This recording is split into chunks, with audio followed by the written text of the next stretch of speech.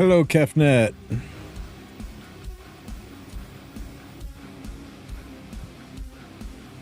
What's up, buddy?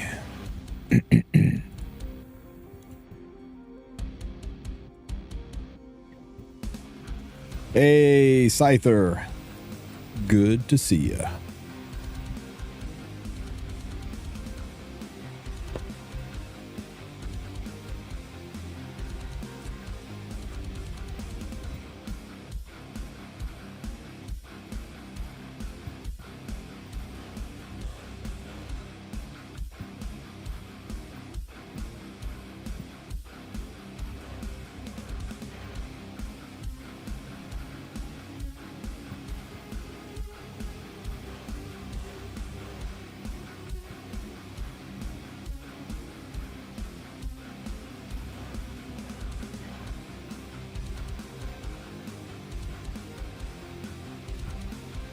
The deuce, where's my rod?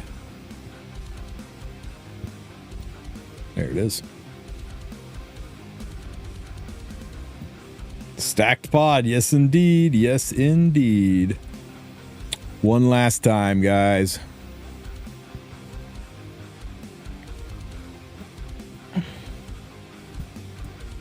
Switch over to YouTube. My modem died, so I don't have Wi-Fi, and Twitch on my phone. Hate using data for something. Yeah, understandable, buddy. That's okay. YouTube's a good place to hang. What's up, Bellcock? Saying goodbye to an old friend. Highly meeting them. This is really looking forward to this one. Glad to hear it, PM. Glad to hear it. Is Rylet still good in this meta? Good is a relative word. Rylet's a faith-based unit, and if your faith is strong, he can do some amazing things for you. But no, evasion's a little bit tough. But every once in a while, if your opponent drafts a certain way, he can carry a fight. But very, very, very niche uses.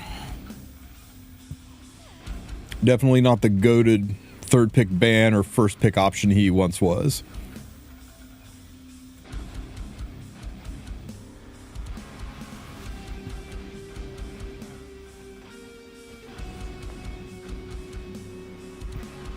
I got him for the free 100 pulls. Nice.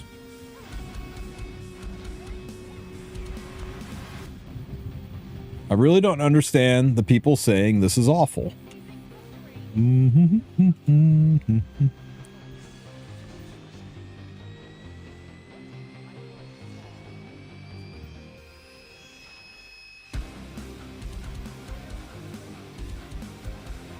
They probably just mean that amid strays cleaving is an awful thing to do.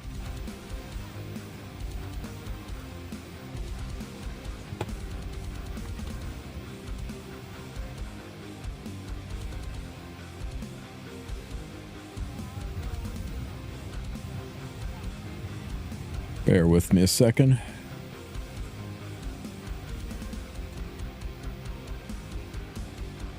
Is it going to let me do this here? That's right. It doesn't like that. Okay. Wow, that's bright. Sorry, guys. Sorry.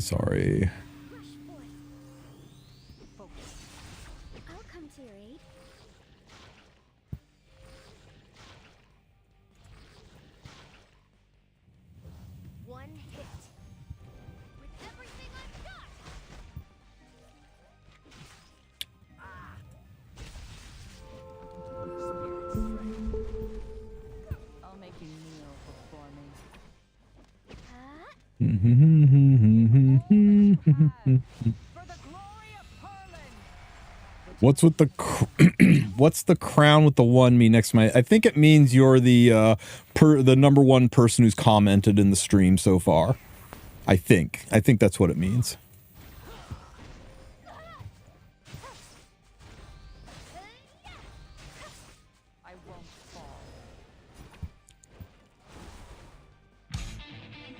I have to build this holiday Eupheme for Trial of Constellation. Yep. It resets tomorrow. So, you know, maybe... Oh, God, I got to do light and dark guides, don't I? That's wonderful. I'm busy. I'm too freaking busy for that. I don't know where I'm going to find the time, guys. Etheria stream, light and dark constellation. Still got to do Hall of Trials. Tier lists. Brutal.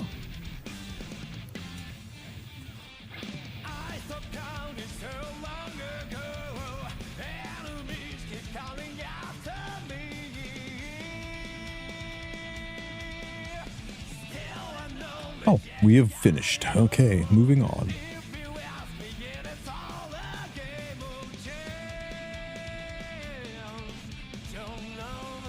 One for the road. Yes, sir. It's going to be great when you need ML5s due to perdition. Right? Right? Psst. Everybody's going to love this mode. Trust me, guys. It's going to be amazing. Nobody's going to complain about it at all.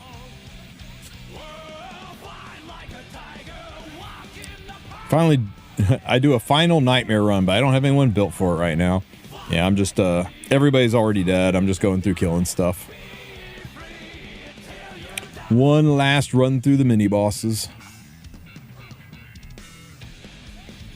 Hey, Tristen, am I missing any progression if I don't do Constellation in the beta season? I don't want to rush it with now 20 minutes left to maintenance. Just do the hard mode. Just do like the simplest, the easiest level mode and get some points. And then, I mean, you'll get a little bit of currency and you can go buy some Molagora. I mean, just slap 5 units in it, do the easiest mode and see if you can clear it. If you can, great. Go grab some Molagora, go grab some charms. But if you can't, it's not a big deal. You missed out on some charms, maybe a Molagora too. What's up, that guy?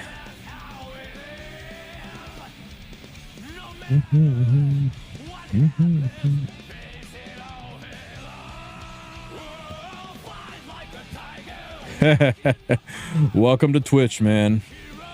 Welcome to Twitch. Wonder why YouTube's knocking the pants off of them, huh? Almost anything can auto the easiest difficulty from what I recall. There you go. Just auto the easiest difficulty, get your currency, go spend it in the shop, call it a day.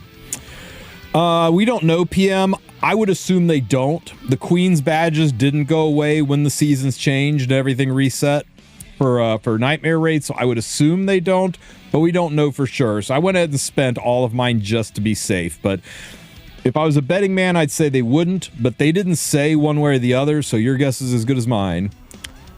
Good morning, Mr. Deity. It is not morning where you are, unless you are somewhere where you aren't normally. How you doing, brother man?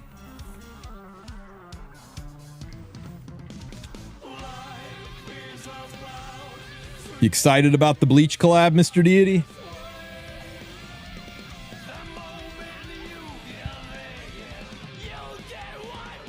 Yeah. I mean, you got 20 minutes left, man. Just hit auto on the stage.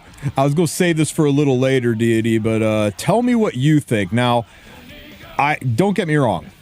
I believe in coincidences, right? They happen every day. But I don't trust a coincidence, right? And I need the right hat for this. So, you saw this, right? You saw the Epic 7 1-minute summary, right? You saw the title for it, right? You see the title? All I'm saying is this.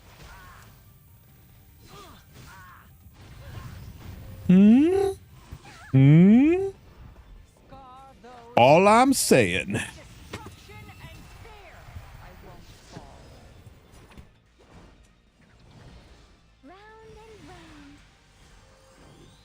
You do with that what you will.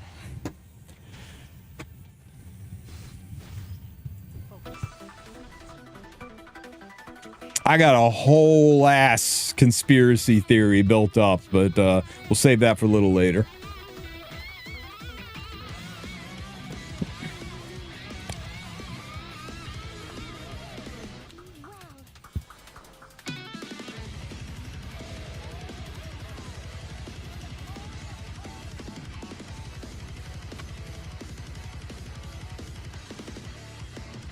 Yeah, Odin, you see, that's part of my conspiracy theory.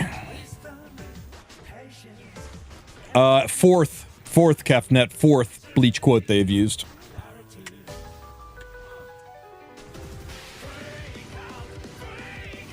They used 2 in the April Fool's side story.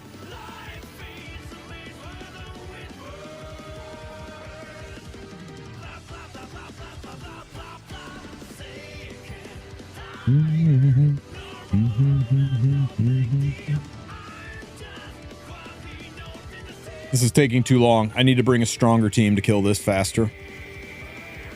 Can't wait to play Chad as a tank.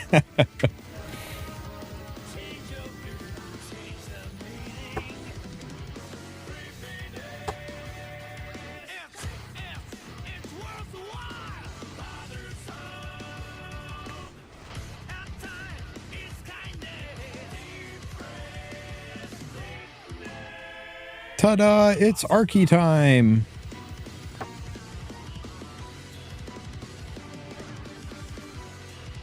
Ta-da! It's Archie time again!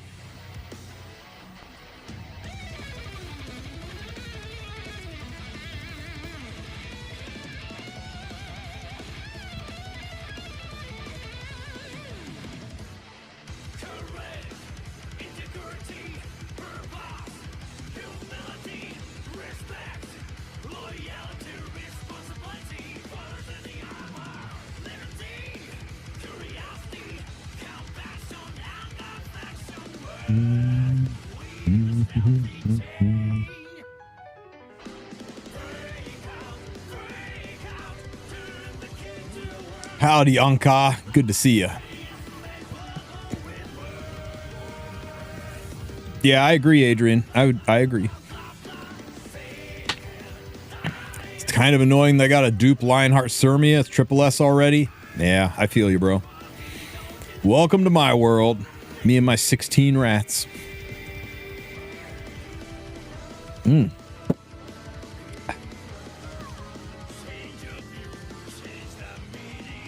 That is a lot of debuffs we got going on up there. I'm missing half of the ML5s, though. I remember that. I remember being that guy. It'll get easier, man. Yes, if you ground to Masters yesterday, you'd be locked in for the skin. Look, go into RTA and look at the time left counter. As long as it says 2D and then anything after that, you're locked in for the skin. If you do a fight when it says 2 days or less, or 2 days or left, you're good. 2 days, 23 hours, 59 minutes. That's still less than 3 days. You cannot DK.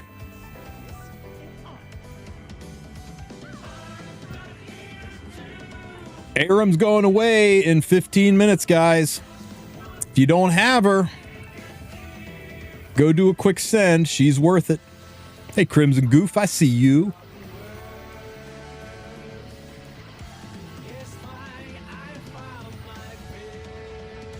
Oh my God, is this really gonna not work?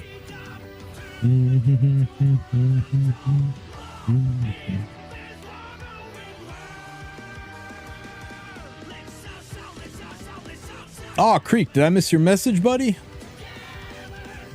Have I done 190 speed on Mercedes for Rift? I just use, I'm RC21, so I just do Charlotte and Robin now. Super, super fast. Are they going to delete the Labyrinth? No, they're only going to delete Cycle of Asmocalis. So Nightmare Raid, the one that refreshes every month. That one's going away. But regular Labyrinth, that's still going to be in the game. No reason to rush that.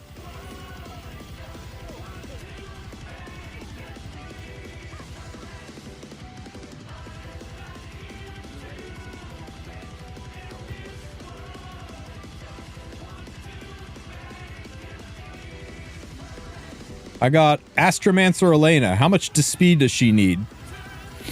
200 to 230. Should be fine. Most people don't use her because Mort's just kind of a better version of her. But she is definitely most likely to be getting a buff in the near future. Sap-covered box.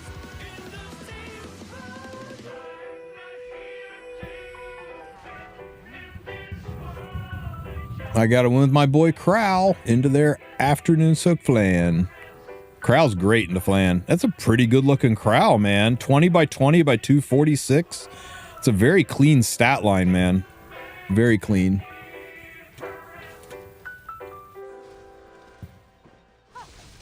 Yeah, for real. Poor Opsig. It's just getting sad now.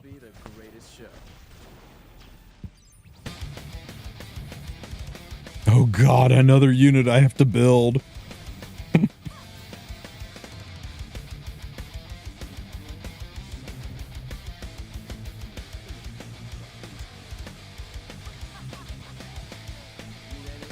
Pow, pow.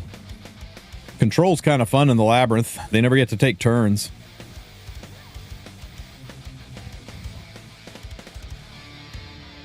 How would I like Opsig? I don't think Opsig should be buffed. I think she should have her entire kit redesigned.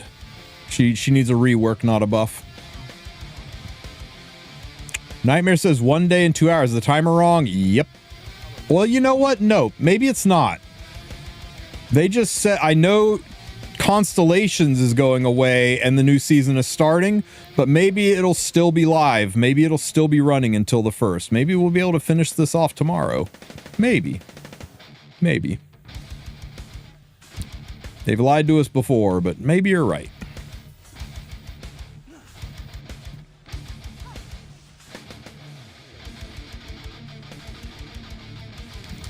Who's going next? Zeo, you can do this. Oh, wait, not Zeo. Opsig is like normal Arunca. She sucks.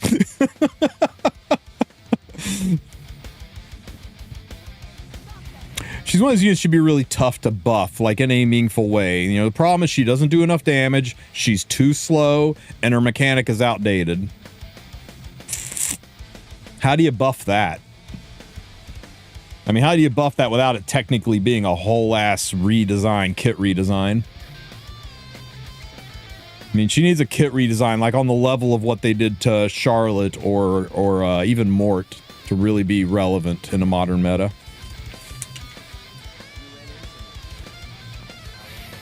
Hey, you guys, you know how they have ignore effect resistance on skills?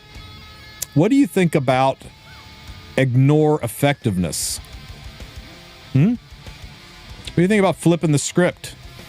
What if they gave her ignore effectiveness? What if they gave ignore effectiveness to a cleansing unit? I think that would be kind of cool. What? We have ignore ER? Why can't we have ignore effectiveness?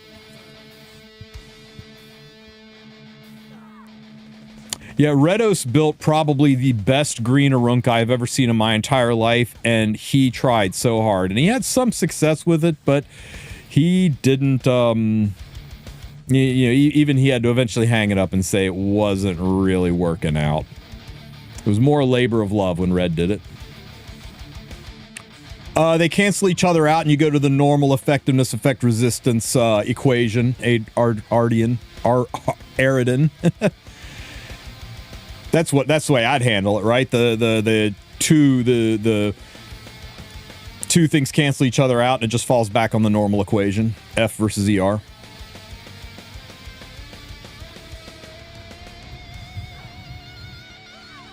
Yeah, I mean, I guess you're right? Bystander Hua is kind of already a ignore effectiveness, right?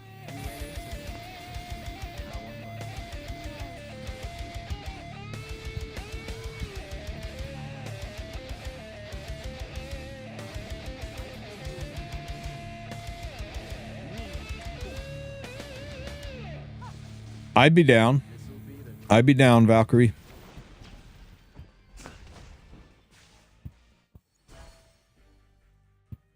Do we have time for another fight? There's no boss fight up here. I think there's no more boss fights in this area. There's a big-ass boss fight right here. It's a boss fight right here. Let's go to that one.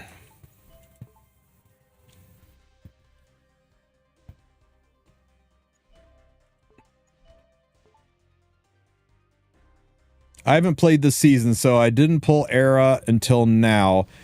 I dropped a multi and got 2. Oh, Aram. Hey, congrats, Cascoba. Keep 2. Keep 2 for right now. Don't imprint her, because I've been cooking up some hunt teams, and I think she's going to be pretty freaking fun there. More videos. Holy shit.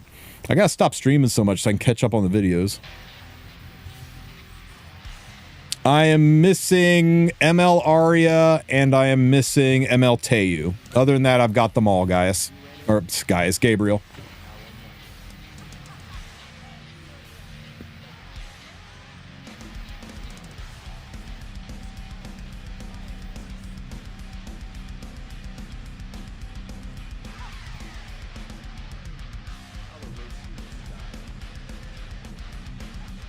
Is the artifact good? Yeah. Skippable. Some people have cooked with it against Harsetti. Some people say it's really good in PvE, but it's only usable on a Soul Weaver. I've got mine on Shooting Star Arcades, if that gives you any idea as to how good it is. Maybe somebody will chef something up, right? But I think you can pass.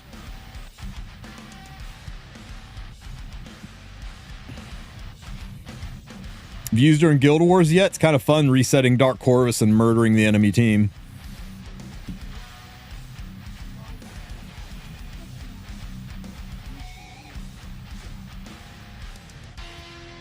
I'd rather get Wind Riders. Agreed. Be careful though, guys. Big things are coming. Big things are coming.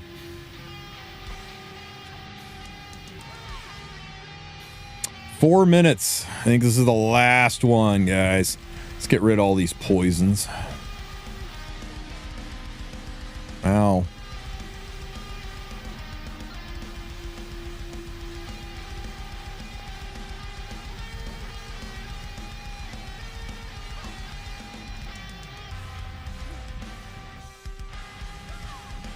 I have like 7 Cradle of Lives I can dust. Yeah, same. Cradle of Lives, Creation, Destruction, all the garbage ones, man. They're like, you can't tell me that the drop table is equal. There's just no way.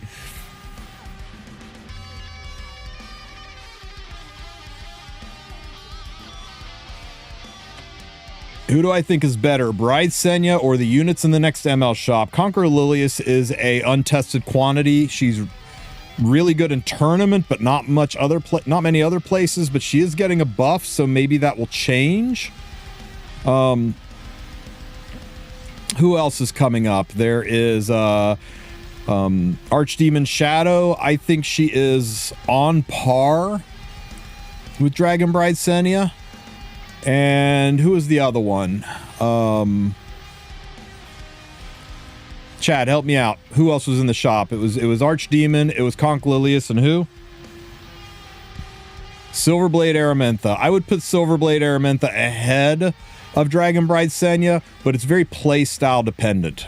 Buffs tomorrow? No, buffs are on the 6th. They had to delay them to coincide with the ending of RTA season. They didn't want buffs to be live during the last couple of days of RTA. It'd be kind of a shitty thing to do.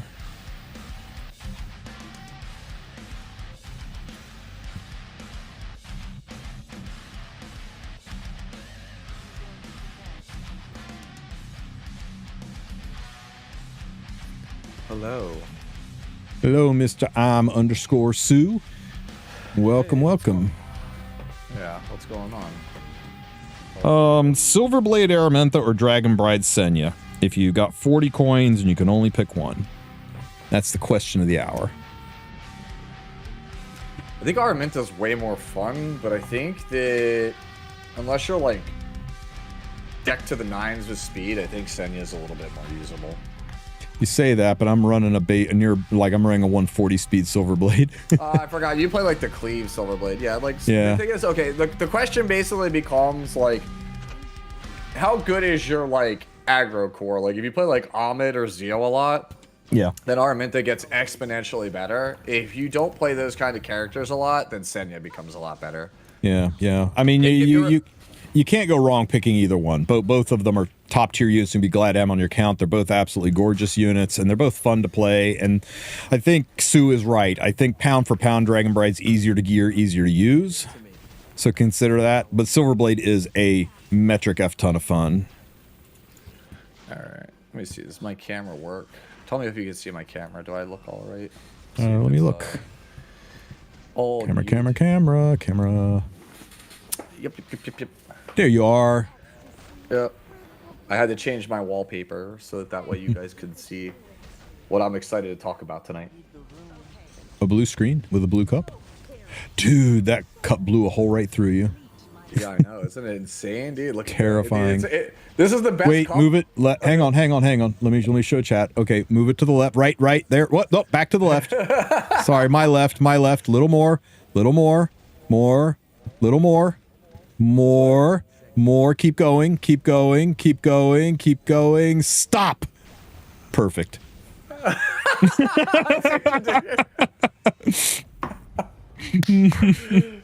This is my favorite cup to drink out of during stream because it's the exact color of my green screen. So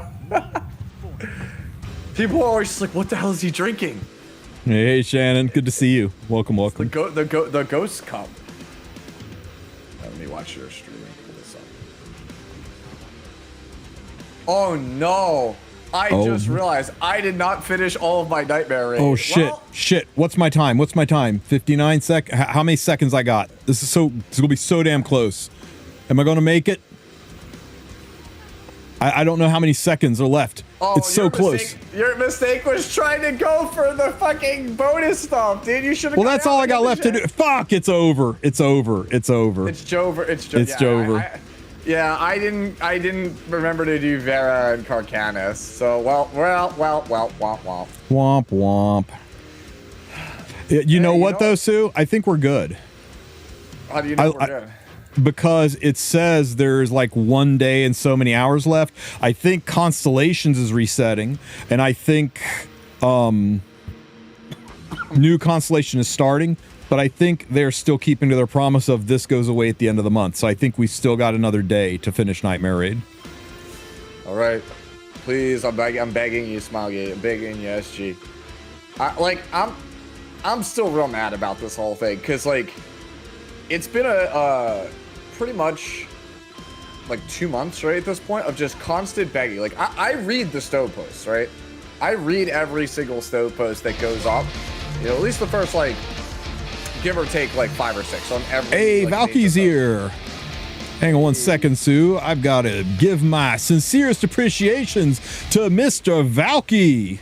Thank you for the raid, my friend.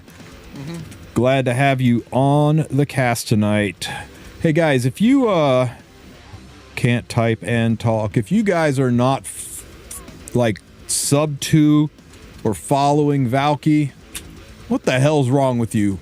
Click on that link, give that man a follow, subscribe to his channel, drop some primes, get with the program. Because if you want to be better at RTA and learn more about this this PvP stuff that I just don't do that often, he's your man. Everything I know about RTA, I learned from this guy.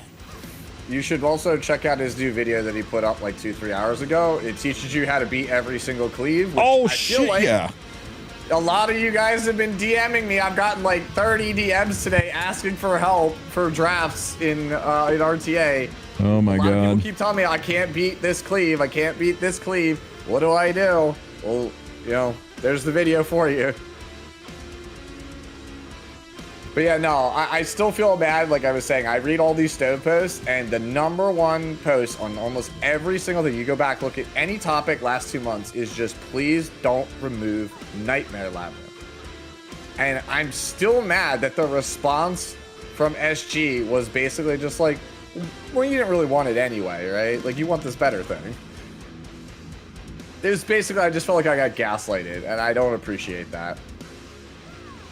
I don't think they were gaslighting you, Sue. I mean, let's be real. You didn't really want Nightmare Raid anyway. You always talked about how it was tedious.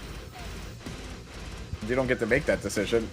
Some people say the RTA is tedious, so that's why they don't engage with it. I know. I just thought, you know, since Smilegate's gaslighting you, and since I am a Smilegate shill, I would just gaslight you too. That's true. You are a shill. It's true, man. Hate watching shill. Don't you love how this is like a holdover from like... I should have turned up the value. Do you hear that? Every flower in the garden is whispering at you, die, die, die. That's what they're saying right now. I've never heard her friggin' camping line. That's hilarious. Amanda Layton is a treasure. Oh, I'm going to miss the camping lines. What else did you say? Okay, that's not as fun. Yeah, that was kind of crappy. Let's be real. Hey, Rabid T-Rex, thank you for the sub, buddy. Thank you for dropping that Prime. You could have used that Prime on anybody, but you dropped it on my channel. And that's badass. Thank you so much, man. Welcome to the Wolf Pack.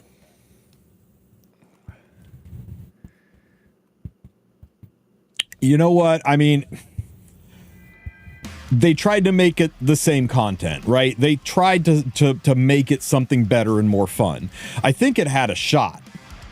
The biggest issues that going up against it is there's a lot of history and lore and experience, right? We've had side stories about Asmakalis. It's woven into the lore of the game. There's units tied to it. There's expectation and hope with things like with human form Vera. So to have all that kind of just cast to the side, they've done this with a lot of systems that they felt were overly complex in favor of simplification, losing the maps in adventure mode, right? Yeah, it made it cleaner and easier to understand, easier to wrap your brain around, but it kind of removes some of the soul from the game.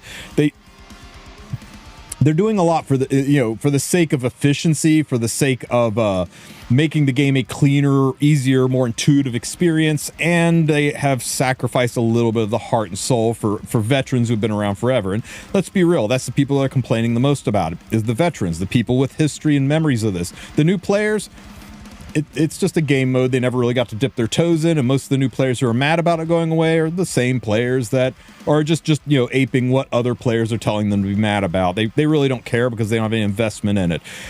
Constellations is better rewards, it's better gear, and eventually, I think when we get the swing of it, things might be better. Giving extra damage on the pet skills is going to help.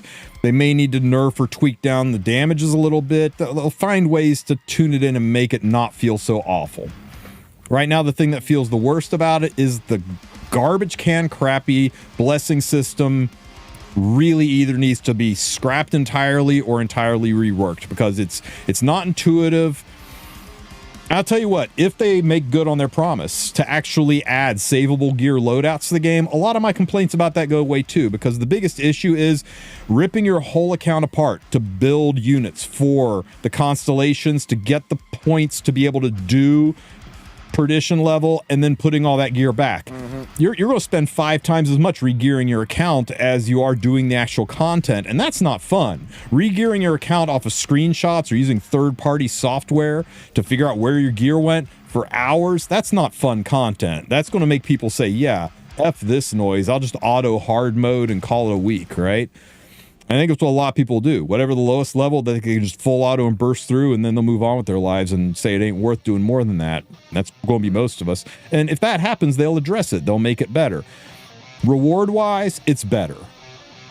The rewards are significantly better than what we had, and I'm about that. They just need to do things to make it a little more compelling.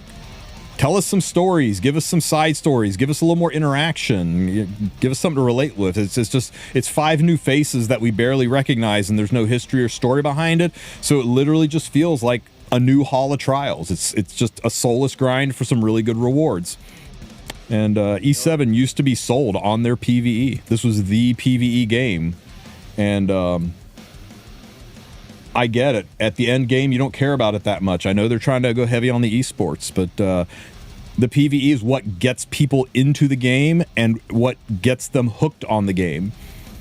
It's the grind you do to get to the PvP. And if the grind to get to the PvP is soulless and not compelling, you just go play another game. So I have less of an issue with Asmakalis going away and more of an issue with Constellation isn't fun, and they need to find a way to make it fun. Challenging and difficult aren't always the same thing. They need to find a way to make it challenging and engaging and not just a pain in the ass. That's my take. Yeah, it's a good take. What's up, Mr. Valky? Hey, what's up? Oh, I'm so tired. This week I had to rebuild so many accounts, relearn my entire play style, cause I'm still having Witch that of the issue. Mirror Tenebria! That's a fun unit. I can't play turn 2 anymore. I love Witch of the Mirror. She's the bestest girl. You know, I'm just keeping Renak and Witch just shuttered. And basically, I have to choose between letting Witch or letting Harsetti out, and then after weighing my options, I figure I just ban Harsetti and play Speed Imprints. A lot of people were asking me why I'm a Sid main now. It's because Sid is the best speed imprint in this current metagame. Yeah, I would. You get him a turn, he's just gonna 1-2 tap 2 people on the cleaver side, and he wins you games. Yes, sir. Seems pretty legit. I mean, I'm fine with her steady coming out of the cage because honestly, she has like so many bad matchups right now. Holy crap! Is that a Mr._6 in our midst? Yo! What's good, Hey, what's up, Car? What's up, buddy? You turn your mic up a I feel little. like I haven't talked to you in a hot minute, Car. Like I watch you all the time, but like I watch you all the time, but like I feel like I haven't like actually talked to you, like reached out to you, and like it feels like a week and change at this point. Longer than that, I feel like, right? I'm losing track of time too, man. Jesus. Me too, dude. Like my real life is starting to calm down a little bit, but for a couple months there, man, I feel like I was in a spiral, like I was in a vortex, like I was losing track Boys, of days. is it appropriate to say the most punk pod in all of P7 history? It might be. Yeah. I think we're dead ass the most unk pod.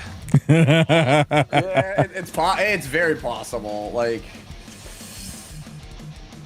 oh man, I don't even know who else you could get to add. Yeah. You know, like, it's crazy being the youngest one here. I know, right? Yeah, I was gonna say, that was like, me. I was gonna say if you swap, Sure, Gramps, sure.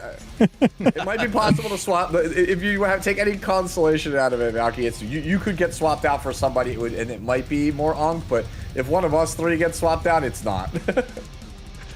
Okay, are you guys? Car and Tristen are the fixtures of the unk squad. Are you guys firing up cams? You don't have to. I'm just setting it up for I can if you want. Sure, sure. If the boys are doing it, here, give me. I'll do if Card does it. Yeah, let me just put some pants on. Hold on. That's always a struggle. Weak. That's always a struggle. Yeah, Fine. There. Okay, fine. all right. But yeah, no, which is kind of rough. Like I re-geared my account to be mostly like an ER cheese account now. And like I still get tagged by some of these witches and I'm just like, bro, I have like 340 ER. How are you still getting me? just outspeed them, man. Just slam like 4 imprints and run them over, man. I'm so tired of trying to ER these guys. Just kill them, man. Honestly, you might be right. Maybe I have to re-put some good gear on Silk and Sid.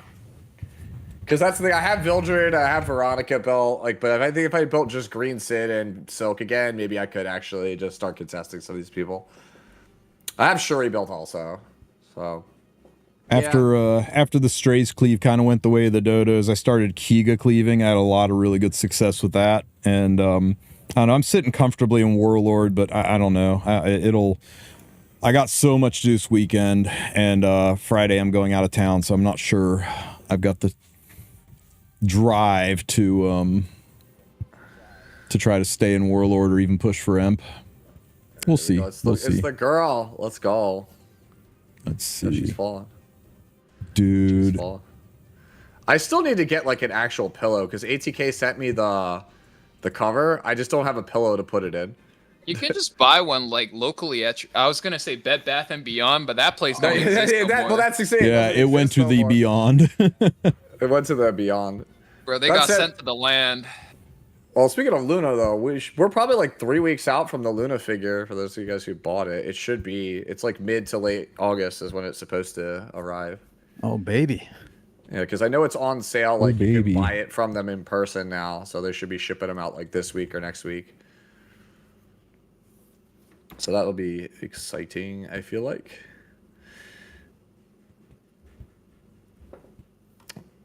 All right. Where did Valky go? Hang on, I'm trying to find. I lost you, Tristen. That's the thing. Okay, there we go. There we go. All right, we fixed it. Why are you not showing up here? Hang on. Oh, there it is. Because he's probably below. Like, he's down here for me.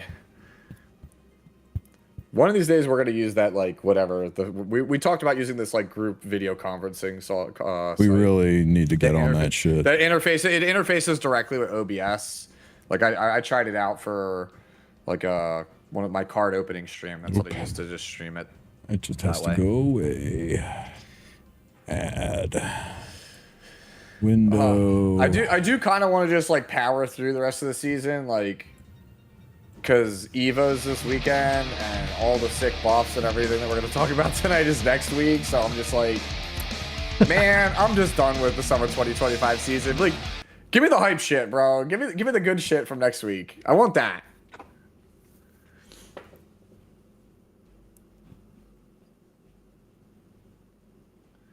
Car, you gonna watch Evo?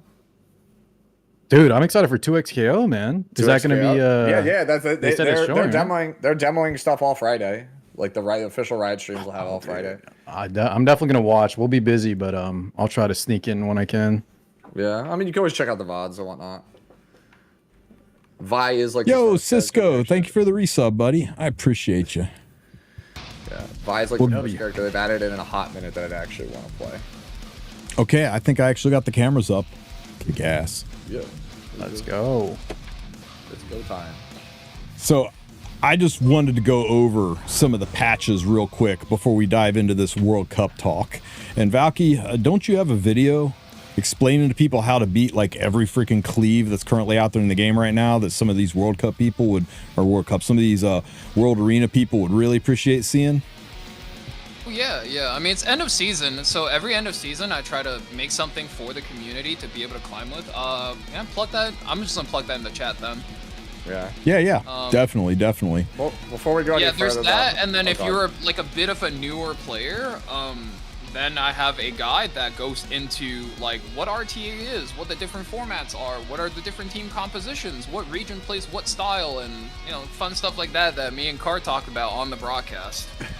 I was gonna say it's a good segue. I would say honestly, we should probably have you guys. I was gonna say you guys should probably introduce yourselves for like the literal like 6 people who don't know who you are. Yeah, and it might be somebody living under a rock that doesn't know who you guys are, right? Yeah, my name's Valky. You can call me Valk. I'm apparently a really sassy commentator that was commentating E7 World Championships. So, Who said sassy? Somebody was like trying to say some really smarmy comment, and then I was like, hey, look, if you think it's really easy to be a +1 to a duo, like, hey, at the end of E7 WC, I'm gonna be doing a tournament with my partner, like my usual partner Divine. Would love to have you on as a guest. I was like, wow, so sassy. I'm like, I don't know, like, is that a bad thing? Like, I didn't realize that was a bad thing. My bad. It's harder than it looks. Like, it really is. I mean, you don't have to tell them, but like, if anybody thinks this is easy, like, by all means, like, you have an open invitation to cast with myself and Divine, and yeah, come on stream and cast. Let's see how well you do. Like, I love when people are like point at the stream and go, hey, you made a big whoopsie. Come up here. Let's see how you do. Come up here. Yeah, dude. I've been deer in headlights. Everyone knows this. Kara, it's not easy. It's not easy, man. So, Kara, after you introduce yourself, important question in chat. People want to know where they can get the Car 6 body pillow. Guys, that one's on my OnlyFans. It's an exclusive. I think it's out of stock. I'm gonna be honest. Someone named Tristen Wulf ordered them all, so I don't think. Hey, man, can I say you're a beautiful man? Thank you, brother. Copying the hair, but guys, Car 6 here, famous Ethereum streamer. I'm checking out this Epic 7 stuff, man. What's the deal? This is pretty cool. Yeah, right. Well, we're glad to have you in the community, Car. I wish there was a Luna in this Ethereum game, man. That's all I'll say. Yeah, it's the new Lilium girl who I think goes live after this podcast. Navy Captain Millium. Oh my God, yes. Not too super enthused about that one, but that's for another time. She looks like fun. Okay, I got both posted to both Twitch and YouTube. Thank you for the platform, Tristen. But yeah, it's the end of the RTA season, guys. Make sure you guys jump in. Like, at least try for master rank, so you could at least get the Harsetti skin. And even if you don't have the character, you have the skin ready for when you pull her. Yeah. Also, just as a side note, just jump in anyway. Even if you don't make masters, it is invaluable experience. Like, I have people come in and they literally jump into the game and like, oh, dude, I lost like, my first like 7. I went 3 and 7 in placements. Like, I'm cooked, man. And they just like they give up. So many like defeatist attitudes. They're like, guys, like, could you ride a bike the first time you sat down on it? Like, you have to practice. Dude, like, I think I understand one thing about gacha games, right? Is that honestly, there's a pretty big filter from the intro PvE stuff going into PvP, because somebody came into my Discord the other day and they're like, yeah, so how do I auto Abyss 120? And we're all like, What? How do I auto Abyss Or, like, I 120? think it was actually 101. They're like, how do I auto Abyss 101? And we're like, this is the part of the game where you can't auto. And they're like, how the fuck do people play this? You can't auto this, you're telling me? I have to turn it off? And we're like, yeah, you have to count the turns and you have to do the mechanics and remember what it is, and then remember the triggers and and then they're just like, Yo, I like that guy. I have to play this, I'm out. And it's like, if this is what most of gacha players are like, you know, RTA and by extension PvP is not meant for most people, right? It is fine to just sit in Twitch chat and just go, idiot, get dual attacked, right? And I'm there farming the views, and that's the ecosystem. It's fine. Not everybody needs to be an RTA player. Tristan, I see what you're doing, but I see what you're doing, but nobody... Tristan, nobody cares. Close the tab. A lot of. It uses Let me see one for Dizzy. I 120. know it uses Dizzy. This is Dizzy. Yeah, and honestly, I think Celty in chat has a really good point, right? That's where most gacha players are at. You know, they're coming in from like Honkai Star Rail, where you hit the auto button, and that's the only button you need to know how to click to beat the entire game. And like, Yeah. you know, I can't fault you, right? If you fell into this hole because of like similar games like Star Rail and content creators like Mr. Pokey, like, you know, like this is a much harder game to have to like figure out how to play. It is what it is. Chaos Black, thank you for the resub, buddy. I appreciate you, man. Thank you so much. Any other primes? Prime dropping, boys. Yeah, he You'd be able to primers. sit through this entire podcast without a single ad. Hit him with a 1 minute 30, Trist. Those get Hell these yeah, primes hell going, dude. All right. So let's see. We're going over the update content. We're just gonna watch the little 1 minute video. I'm not gonna do our normal like go through and discuss all of the freaking update content. Do a whole ass video on that. You guys can search my most recent video. Goes over all the news, my takes on it and everything. We ain't got time for that. We're just gonna watch this 1 minute video. And props to Smilegate for actually making it over the 1 minute mark on this one. And mad props to the guy who comes up with the thumbnails, because damn, that is a goated thumbnail. It's a really good one. So tell me what That's you been guys all I've think been about playing the this. past day. It's extremely relatable. Yep. Oh, that's all I've been playing. Look, it's a Conqueror Lilia skin. It is not a Conqueror Lily skin. You shut your mouth. She is pretty. The number of people who told me it looks just like Conqueror Lilia's. No, it doesn't. It doesn't look anything like her. I'm going to pause it here because I want to point something out that I missed the first time I watched it. Yeah, Chronicle of the Last Witch. It's not all the feet in this picture. Move on.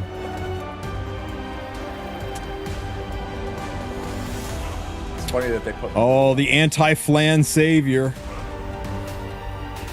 Yep. Surmi is here to save us all. Oh, here it is. Girl. Here it is. Do you see it, Sue? Do you see The it? Legal Eagle video. No. Do you see it? Wait, you can. Oh my! Wait, we can. Yeah, we yeah. can filter out the purples. We can filter out purples finally. We can simple select and get rid of the purples. Let's go. You can simple select, get rid of purples. You can simple select and say, I don't want to see one speed roll. You can simple select and say, I'm fine with keeping speed main stat on boots. They made this so much more interactive. Oh, thank God. It's so clean now. It's almost like there's a competitor that also has this as part of their game, and as Right? such, SG Wild. has to make adjustments to compensate. Competition. Summer themed group summit. I don't know about all that.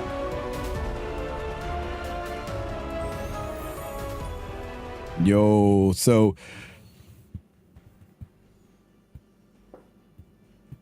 Oh, do we I want to talk about something Oh, else. God damn it. I want to talk about something else. I know. He's Did you guys see it? Did you guys see it? Did you see it, Carr? Did you see it, Valky? Because I saw it. And I've been talking about it for a whole ass year. I've been talking about it from when they dropped all of the bleach quotes that they had back in March, and then they did the April Fool's event, and the dragons were actually belting out Bleach quotes, and then they gave us that 6661. I mean, that was the big giveaway, where that was the product code for a cleaning product, that the main ingredient was bleach. I mean, they laid down all the bleach hits, and today they dropped this. Do you guys see it? Oh, that one, yeah. Here, I'll make it more clear. I'll make it even more clear. More clear. Huh? I mean, I'll cross my fingers, but I'm not gonna hold my breath. You know what I mean? Bonkai. I mean, come on. The title of the video? I will wail out for Aizen. You kidding me? Yeah, I've already wailed in one gacha game for Aizen. Yeah, I'm just letting you guys know that that's probably what it will be. It'll probably be, if we do get a Bleach collab, you can expect it's Ichigo and Aizen for sure, and then one other one. Because every game that Bleach, every gacha game that Bleach collabs with, it's always Ichigo, Aizen, and then +1. I'm kind of with Valk though, guys. I think this is, listen, maybe Tristen had me like last time this came around. This time, dude, I'm not falling for it. This time, I straight up, where I'm at right now, Hey. I'm literally just like, Dude, Tristen is pulling an Aizen on us. Isn't that his power? He just, it's reality. It makes you believe anything. He's Yeah, I think I'm not. Fool me once, man. Yeah, exactly. Like, it would be a masterstroke if it actually was, because like that is very in line with Aizen, is playing the long game, the manipulation. But again, at this point, I don't trust any collab dudes. Like, I'm done, dude. Yeah, if it happens, it happens. I'm done. Yeah, I'm also done kind of hoping. I tell you, when they launched, been doing this since like January, right? So they've been doing this for half a year, and it's like, I'm a sucker, but I don't know if I'm a sucker for more than half a year. You know what I mean? Yeah. I tell you what. It's cool if it happens, but if not, like I'm mentally ready to move on. Agreed. But I tell you what, you know, you want to know for real what I think happened, and this is some reaching, but I think it's a legitimate possibility, right? Because they started hinting this back in March. In January even, when the first clue dropped, and then in March they dropped more clues, and then in April, the April Fool's event, they dropped clues, and there was this whole, you know, in April we get friends from a new world kind of thing going on. I think this was April. I think this was a collab that was supposed to happen in April, and it re-zeroed out, right? Something happened that caused a delay. Something happened where it wasn't quite ready and they had to delay it, because I think the Origins update, I think that was the anniversary they originally planned, because it was when it even hit, I was like, wow, this is just like a Dash event. The rewards and everything, this has all the earmarks of a Dash event. And I really felt like that was going to be the big Epic 7 thing. So my guts tell me the Origin thing, that was supposed to be the 7th anniversary, but they couldn't get the Bleach collab ready. So like, shit, we got to slot something in for April. So they did a big switcheroo. Now, maybe maybe I'm completely off base, but you know, it's possible. Well, it's possible. Considering, but if you guys are taking it to the bank that it's a Bleach collab from a guy wearing a tinfoil hat, you only got yourself to blame. That's all I'm going to say. Okay. I'm going to ask the damning question, though. If it is a Bleach collab, right, and like Sue said, there's Ichigo, there's Aizen.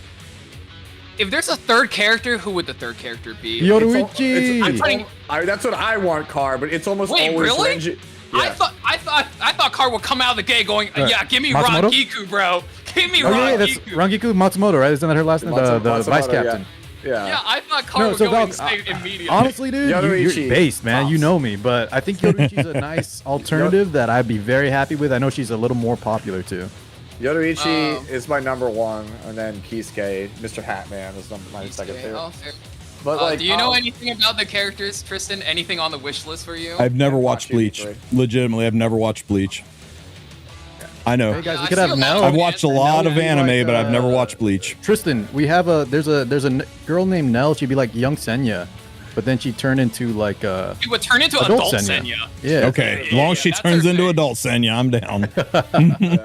Like I said, though, just from playing other gachas, it's usually Ichigo, Aizen, and then the last one is either Rukia or Renji. Well, I mean, the thing is, like, she is adult Senya, right? But she got beat so hard they gave her brain damage and she regressed into young Senya. And that's her gimmick. Yeah, that's her gimmick. Yeah. But every time her friends are like in mortal danger, she gets really angry and she turns into adult Senya and she beats ass. Yep.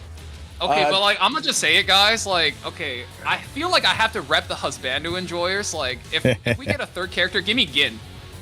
Ooh, Ichimaru. Oh yeah. Give me Gin. He's pretty cool. Gin's a really sick character. Like honestly, like Kubo makes the story. I'm a little bit indifferent on at points, but Kubo makes the coolest characters, bro. His characters are just too fucking cool. That's too base though. I feel like they go something for more basic, like Grimjaw or something, right? Grimjaw, yeah.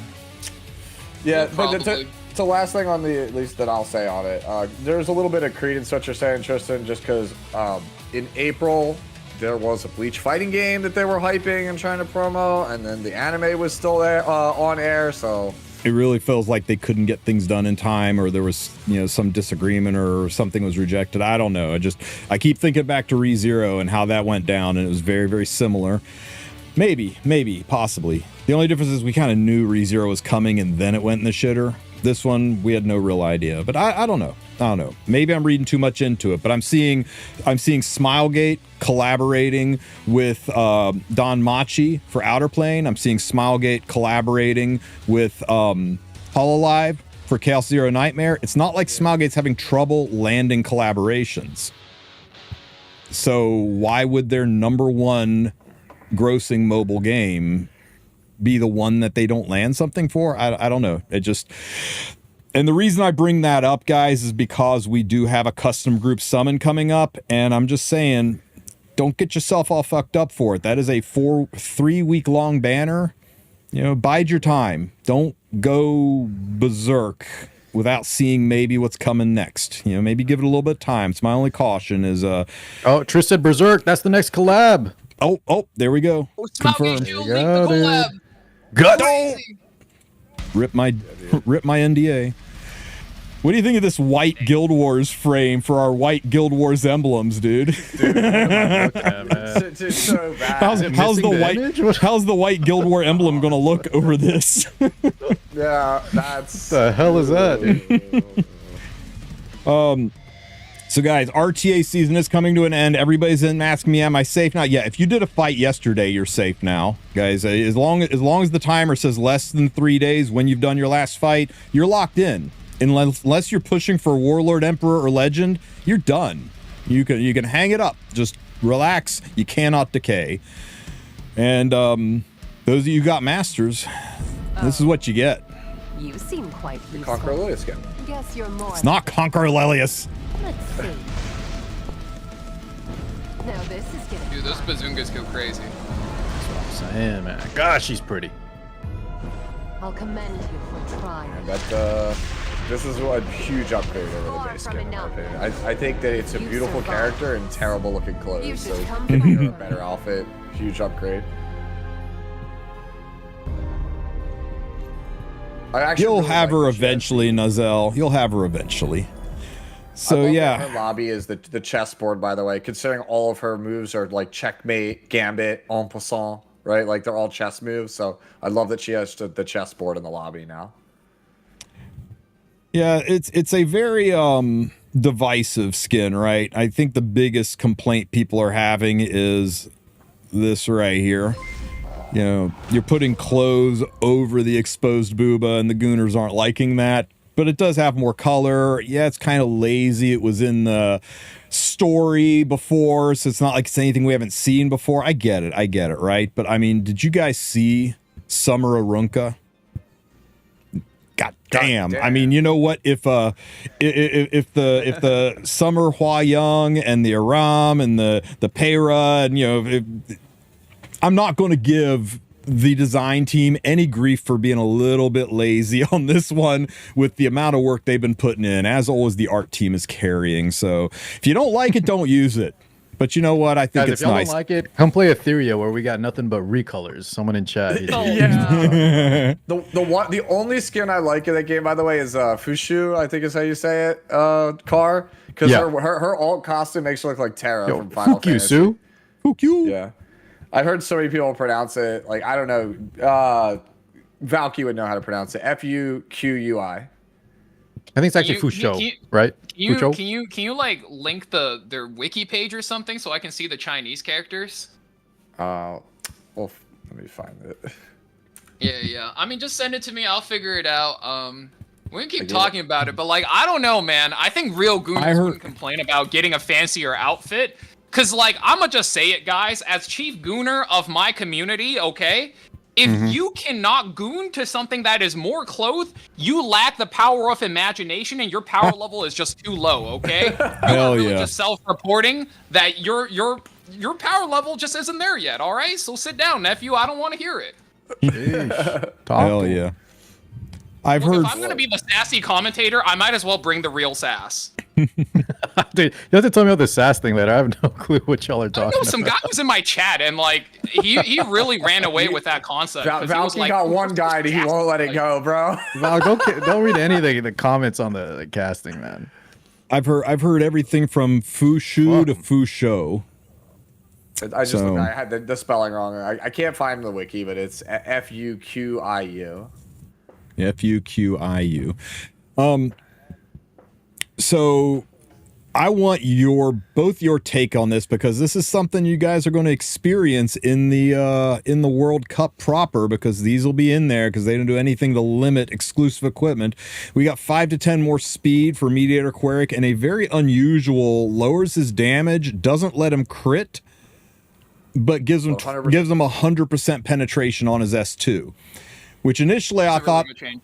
Initially I thought, well, this is going to let him be able to deal with things like Spirit Eye Celine and maybe even Martial Arts Ken and not get his ass kicked. But for a damage dealer, I don't know. At first I thought, oh, we'll just put him on Uberous Tooth and let him nuke. But he's an HP scale. The damage scales with HP. So that plus his S1 being an attack base or a possibly critting skill. I don't know. I was back and forth on it. I wasn't sure. I didn't see the power and the beauty in this change. So I was hoping you could like spoon feed it to me.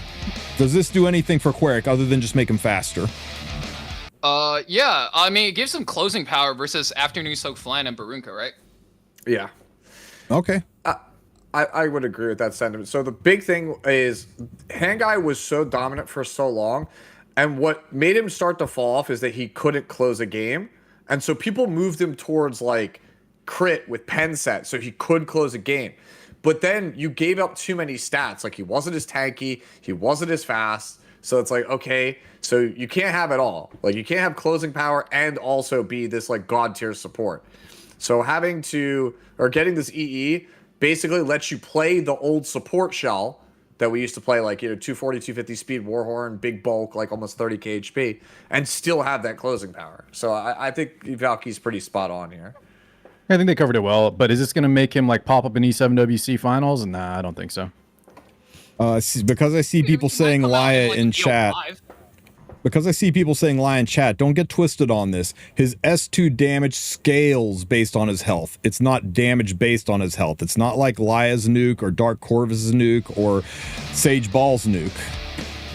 It's the scaling includes his HP as part of the damage output. It's not like he'll do 30k damage if you have a 30k health Mediator Queric. Yeah. I remember having good numbers. I remember. Yeah, it's like I also 18%. think a big reason of why he fell off like super hard is because Zol said it in chat. I think it was Zol. Laya came out and it really supplanted the spot that he takes as like this high HP.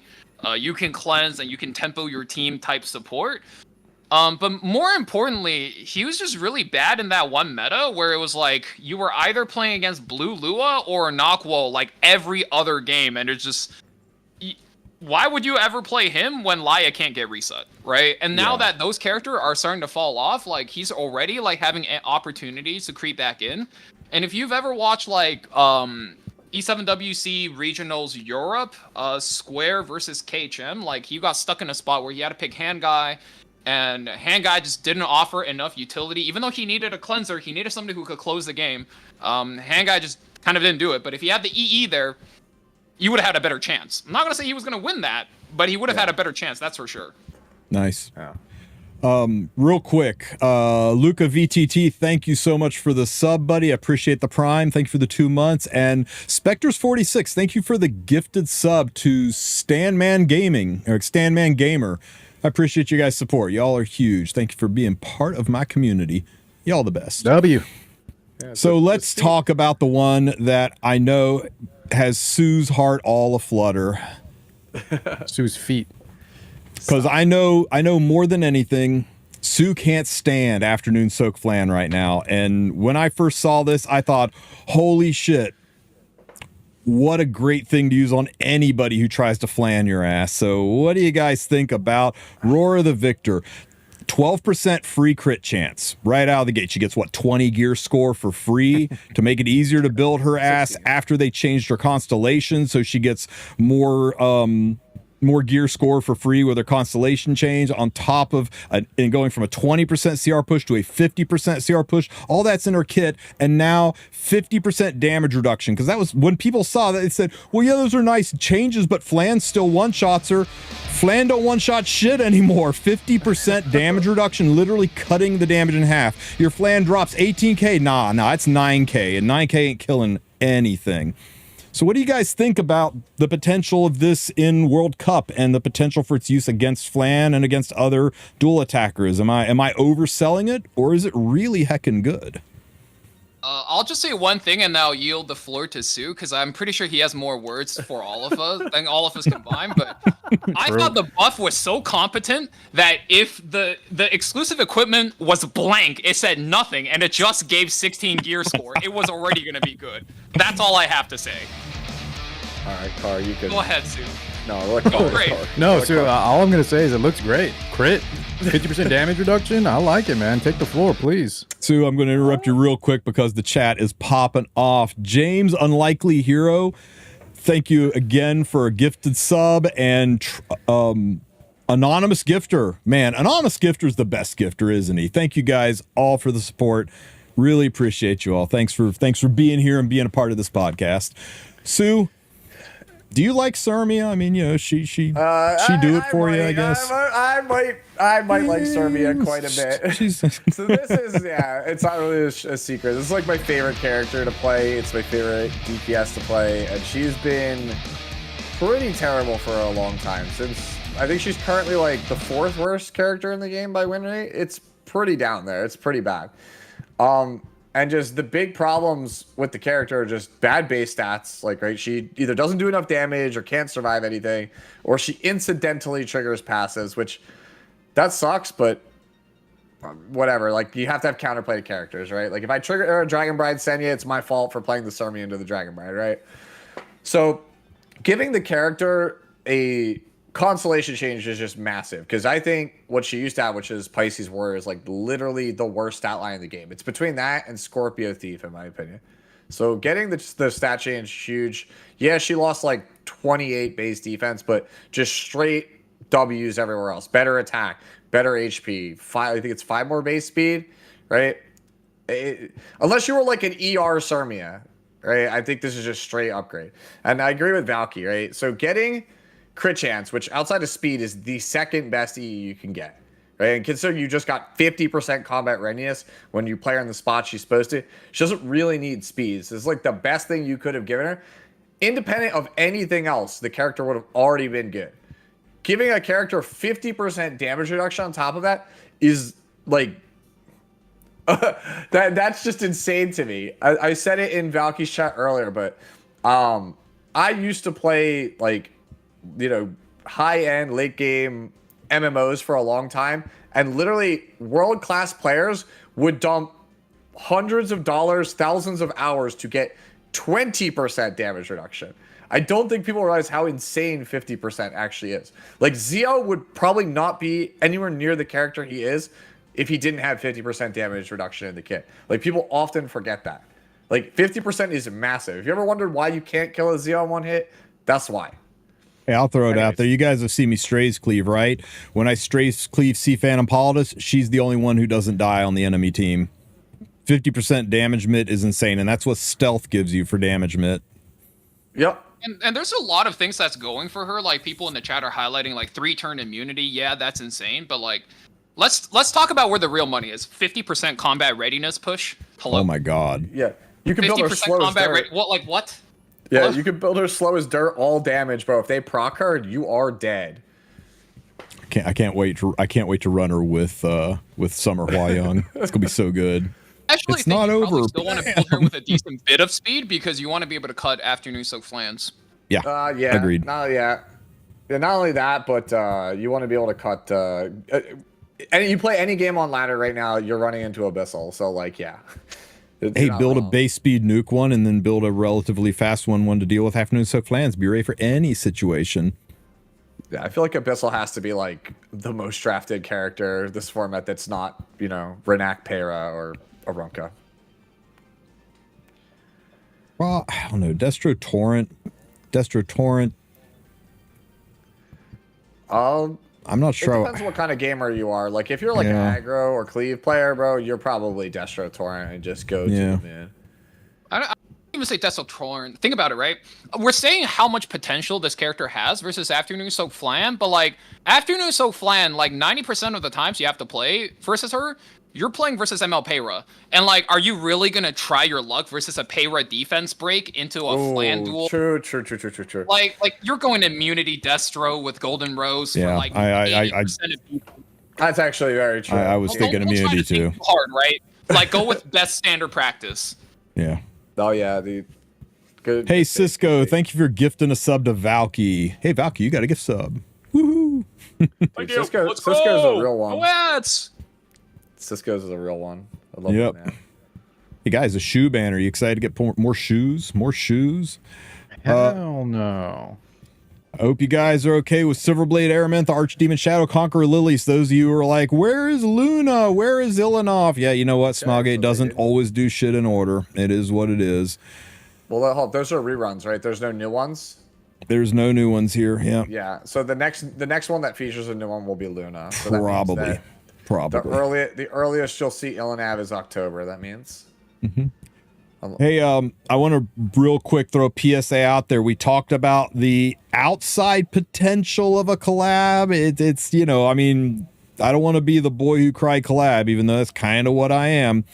Just want to say we've got this custom group summon shit going on, and then they drop the Robin Rift challenge where you can activate a Robin banner and dump your bookmarks into trying to get your Robin.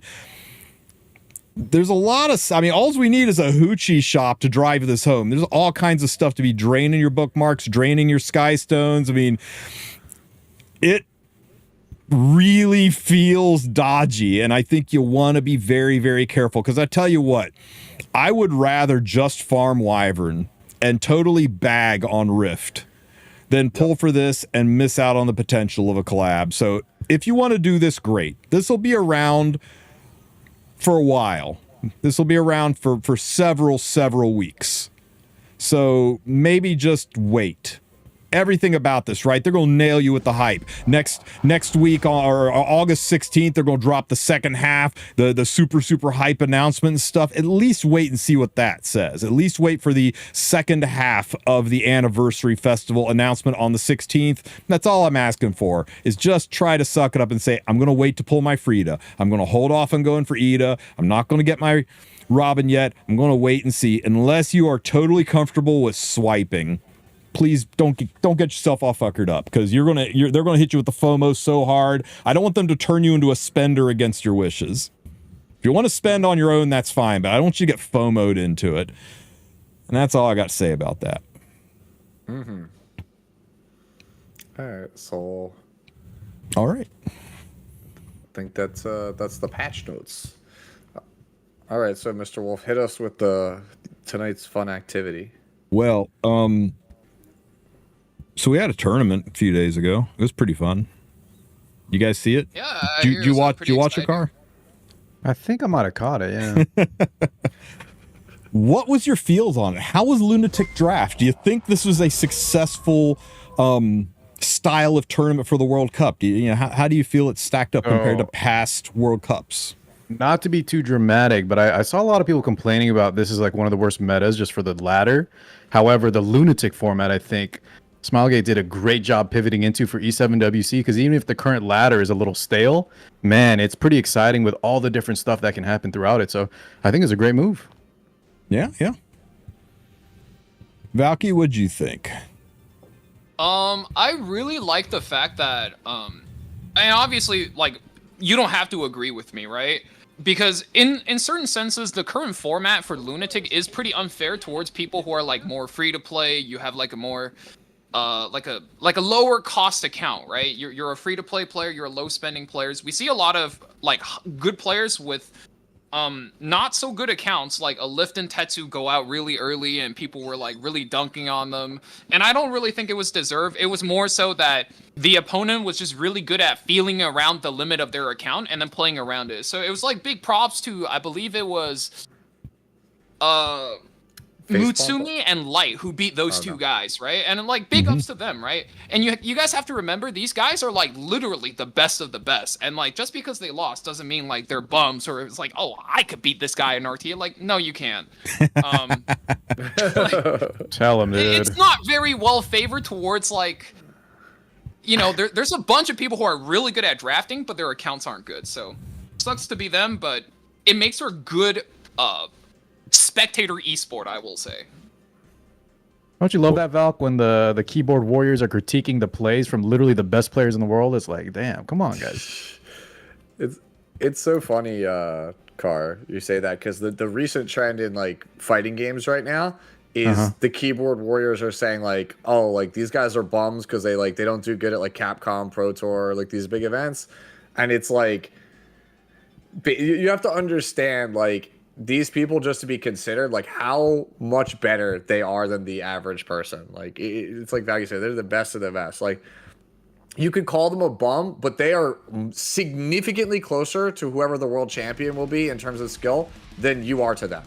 Like, and I would even like say, Sue, that FGC has had a lot more time than gacha games to develop. And no offense to any gacha gamers out there, but I think there is more skill expression too in like a fighting game. So yeah, for that's even crazier. Yeah. I forget what the quote is. Like basically like an NBA player who sits on the bench is closer to LeBron James than you are. Like yeah, that like, one is. Oh yeah, they were Ryan making fun of that. Yeah.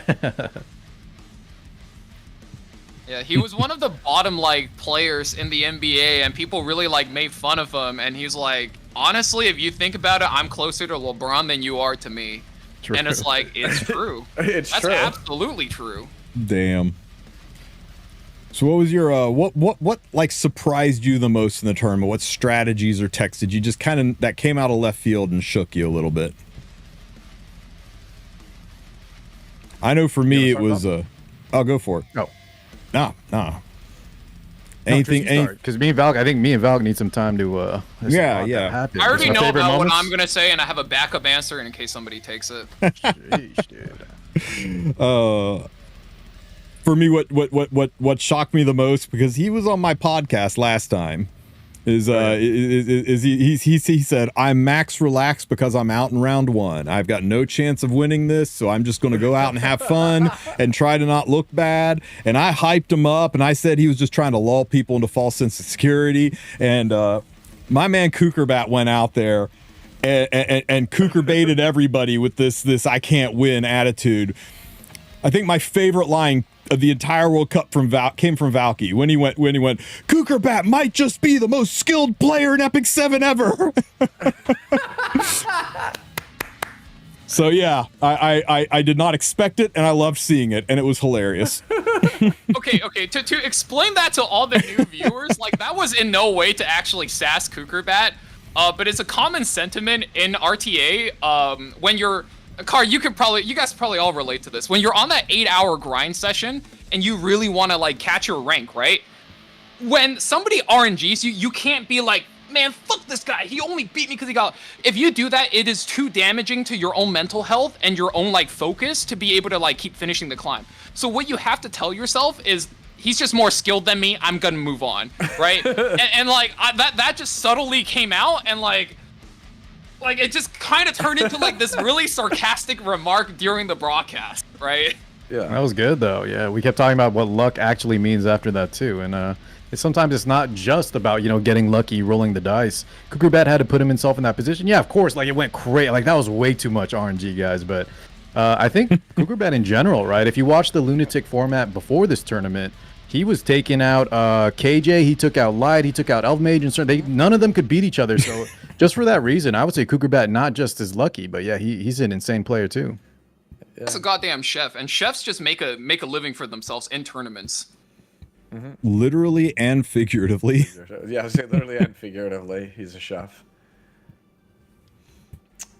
So yeah, that was one of my favorite moments in the tournament, especially. I mean, look at him in the corner. He's like, "Oh my god, I can't believe this is happening."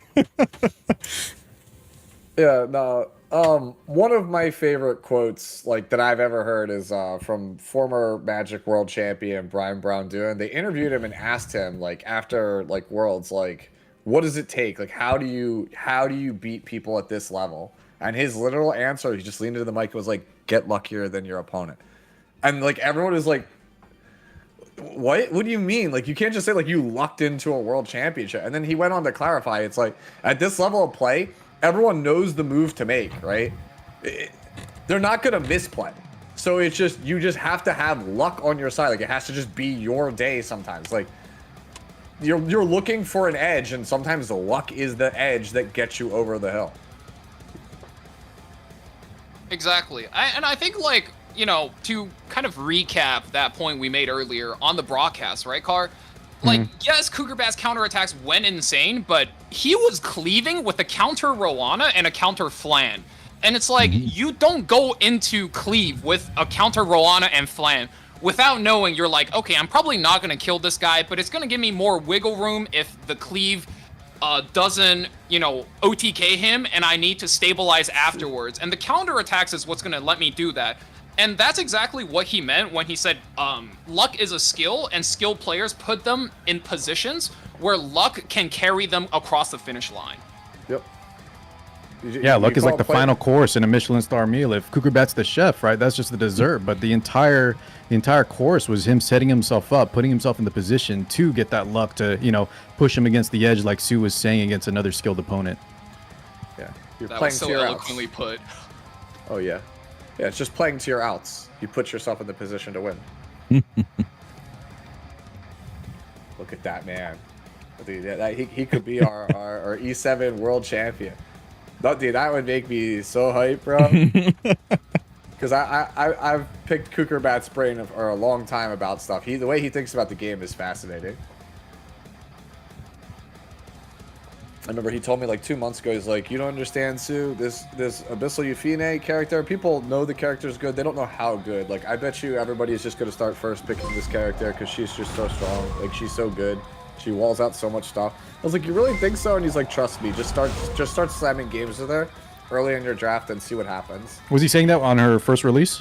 No, he was saying this like 2 months ago. Like, as in, like, because, like, everybody knew Abyssal was good, but it wasn't like, well, no, if you remember, on her first release, man, a lot of people were wrong. A lot of people said she was terrible. Oh, yeah. I was one of those people that said, like, I was indecisive. I was like, she seems alright. So. I mean, when on release, I just want to point out, right? Like, if you were wrong about characters, like, brother, KHM said Abyssal Euphine was terrible, then 3 days later, he came up with 100% win rate comp. Like, yeah. Like, you know, it doesn't really mean anything when a legend player goes, oh, I don't know, maybe this character not going to be so good. Like, bro, either you listen to somebody who is right more times than they're wrong, or it's just, and you just, like, bet on it and you just go with them all the way, or it's like, you know, you keep your mind open, right? Another pretty good one was ML Arya. Everybody was like, wow, this character is so mid, right? What happened? KJ took this character, 90% win rate in a whole tournament, and Kara was there for every minute of it, right? Yep. That's why I don't, like, definitively say something is good or bad, because you just never know.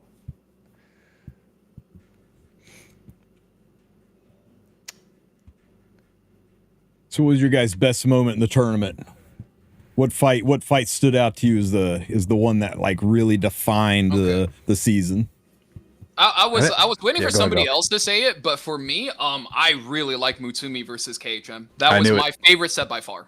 Yeah. Yeah, you were saying it was your favorite, not just in that this one, right? But in the entire E7WC, yeah? Through the entire regionals, I just think his play was so clean. He took the least amount of... He looked like he was almost never stun locked in draft, and every single turn that he piloted, he just clicked so fast, like he knew exactly what he was doing.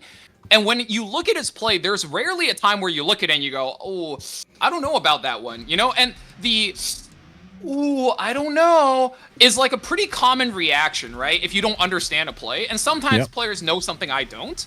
But when I watch Mutsumi, it's like it was really clear. Every single play had a goal, and it was like I either worked or it got 15% on a stun. It works or it doesn't, and it's so clear. Okay, if he stuns, then the next turn is this, and he has a flow chart in his mind. And if it gets 15%, then the next play is this, and he goes the other way on the flow chart. And it's man, like I could gush about that guy's play all day. Like it's so clean. Yeah, I might have to go back and watch this because I crashed and did not actually watch the EU segment. That's the only one I didn't see. So like, I know the result, but like, I'm gonna go back now and watch this match. If you say it's we don't blame y'all, man. It started at like 4 a.m. for us in the U.S. Yeah. This is the one that and Valky talked to me a little bit about this fight. I said, did I miss anything in the U series? He's like, oh man, the Mitsumi and KHM fight was great. It was competitive.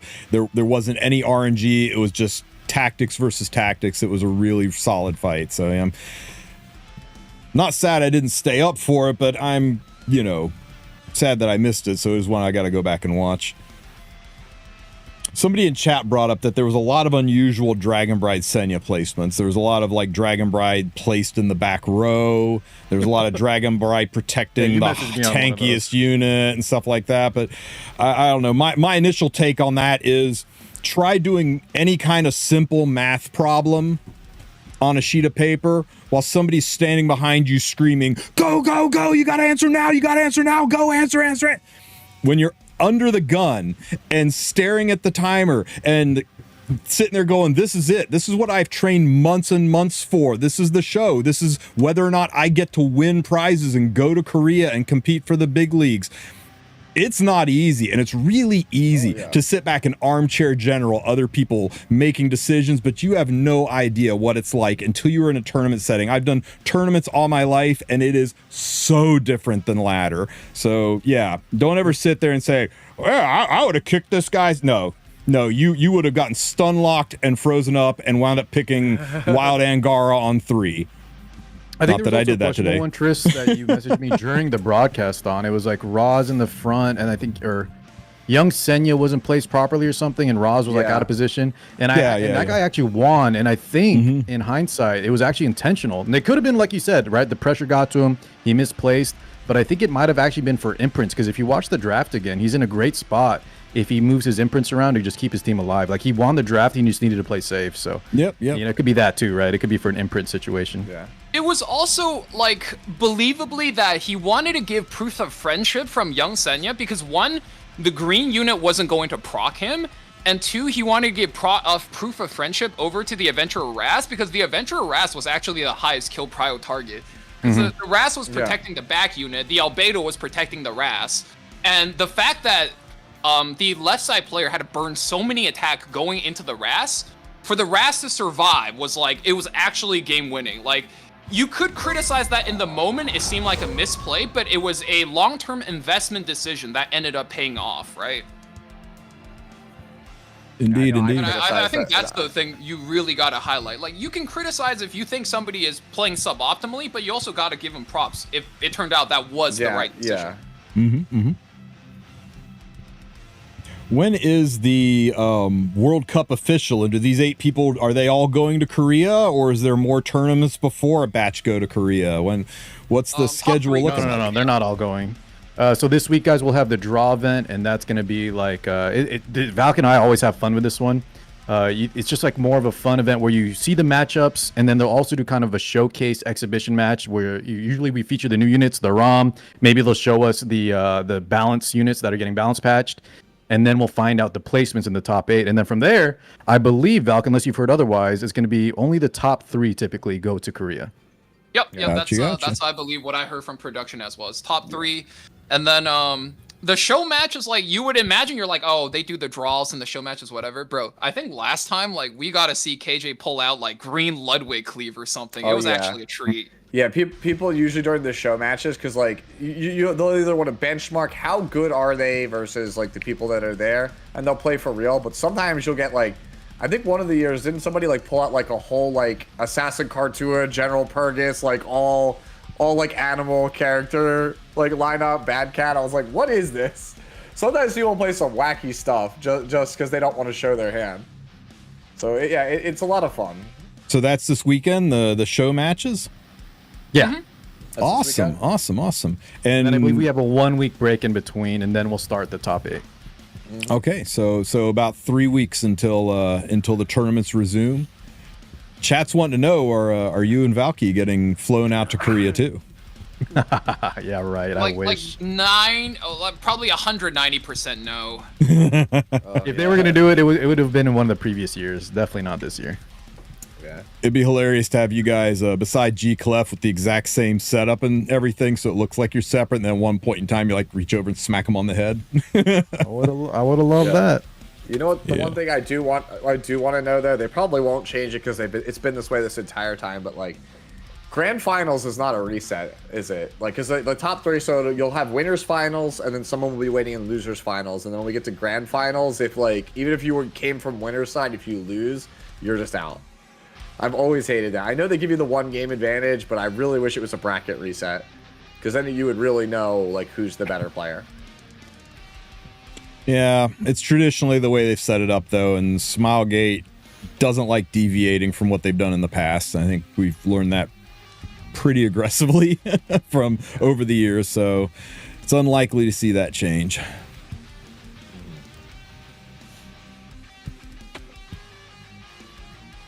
Why are the audios all over the place during casting? You got one guy who's 1,000 miles from another guy who's 5,000 miles from another guy, and they're trying to coordinate it when it's daytime in one place and nighttime in the other. Not as easy as you think it is to set that stuff up. Guys, we do rehearsals, we do practice. Valk and I are sitting for an hour, 2 hours before. We have sound check. I'm actually screaming at the top of my lungs to check decibel levels. My wife is on the other side of the wall, like poor Jesus, man. And then the minute it goes live, dude, all of that. They goes fire out the somebody and they bring in a whole new crew. Yeah, or the power goes out, everything gets reset. I don't know if y'all caught that. The power went out. Oh, the power outage, yeah. Yeah. And yeah, man, like, sorry guys, trust me, the work is being done, money's being paid. It's just that's kind of technology sometimes. Yeah. Yeah, and also the fact that like, think about it. If you're watching from North America, right? Me and Car are probably like 150 ping to Korea, and then we're streaming our raw like video and audio into Korea, and then they're streaming it at 150 ping back to you guys, and then between me and Car, there's also a certain level of delay because the server that we're having the conference on is in Korea, so it's like 300 ping back and forth between me and Car, and it's really hard not to step on each other's toes, and it's just like, you know, God bless Car for being so patient. Sometimes, like, I get too excited about shit, and him just being like, oh, yeah, you know, and letting me have the floor. Car, they want to know how to get that pillow, other than live driving to Texas and fighting you for it. Oh, well, listen, I know the guy that commissioned it, but I believe if you're not subbed to Tristen, though, man, I don't know if that info is going to be easy to get. So, fair point. I'll check if you're a Trist sub, and maybe I can tell you how to get it. But yeah, I don't know. No promises.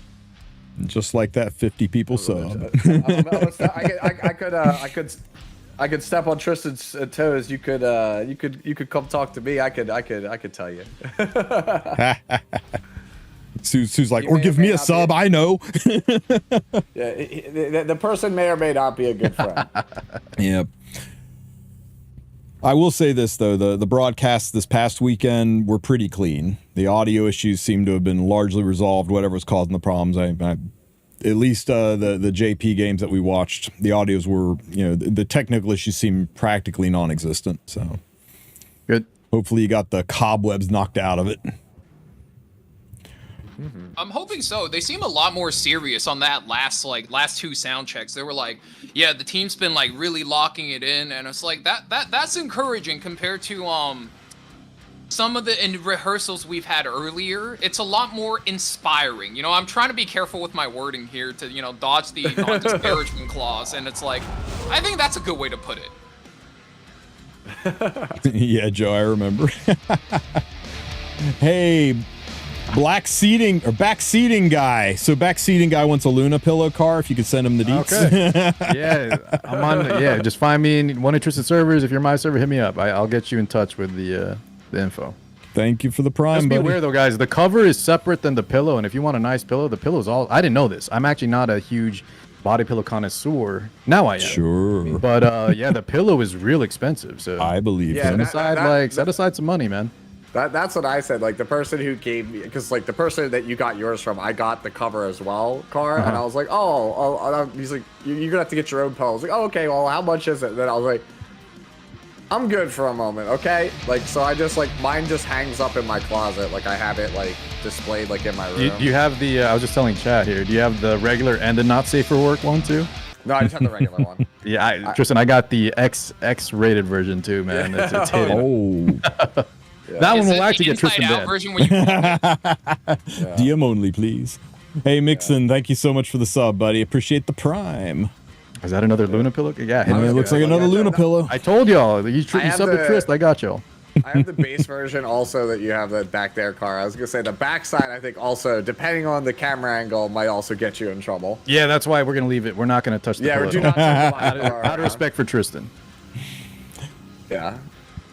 So we've got our final 8, and something I was interested, a little game I thought would be fun to play with you guys. I mean, I know you're supposed to be impartial. You're the commentator. This guy's supposed to be partial and not. Whoa, no way. Cisco gifted Luna_pillow a sub. Nice. Amazing. I know you're supposed to be impartial and not like, not root for any specific person, at least not openly, but I'm going to ask you guys to do that. I get a character. I made up a little bit of a tier list, and I thought we could have a little bit of fun with it, placing who's gonna, who has got the talents. And if you guys want to pick some names for the tiers, I am down with it. But I got the final 8 loaded up here, and Okay. figure it might Do we be want to a do like? Is this our favorites, or do we like who? If we were gonna bet, right? favorites, like the highest win strength, rate. power level, however you want to lay it down. Valky, you're usually really good at tier lists. You got any ideas how you want to rate this more than just a simple SABC list? I rather rank them top to bottom. I feel like we could put everybody in S tier and then just rank them top to bottom. Sure. I know like the RTA community gets a bit sensitive when tier lists are involved. Or you could do the thing where nobody's feeling gets hurt. You got the 5 S tier, the 4 S tier, the 3 S tier, and then you have S tier at the bottom. So everybody's like, wow, look, I'm S tier. Yeah. So like nobody's getting their feelings hurt, right? Sure. Oops, that would have been bad. I really wish we had I really wish we had like the XY axis like tier list where it's like, the has faults is well rounded, like, Unfortunately, I don't think this site allows that. Yeah, I know. Like it's on Cecilia Bot, but it's not like quite the way I would want to do it on that site either.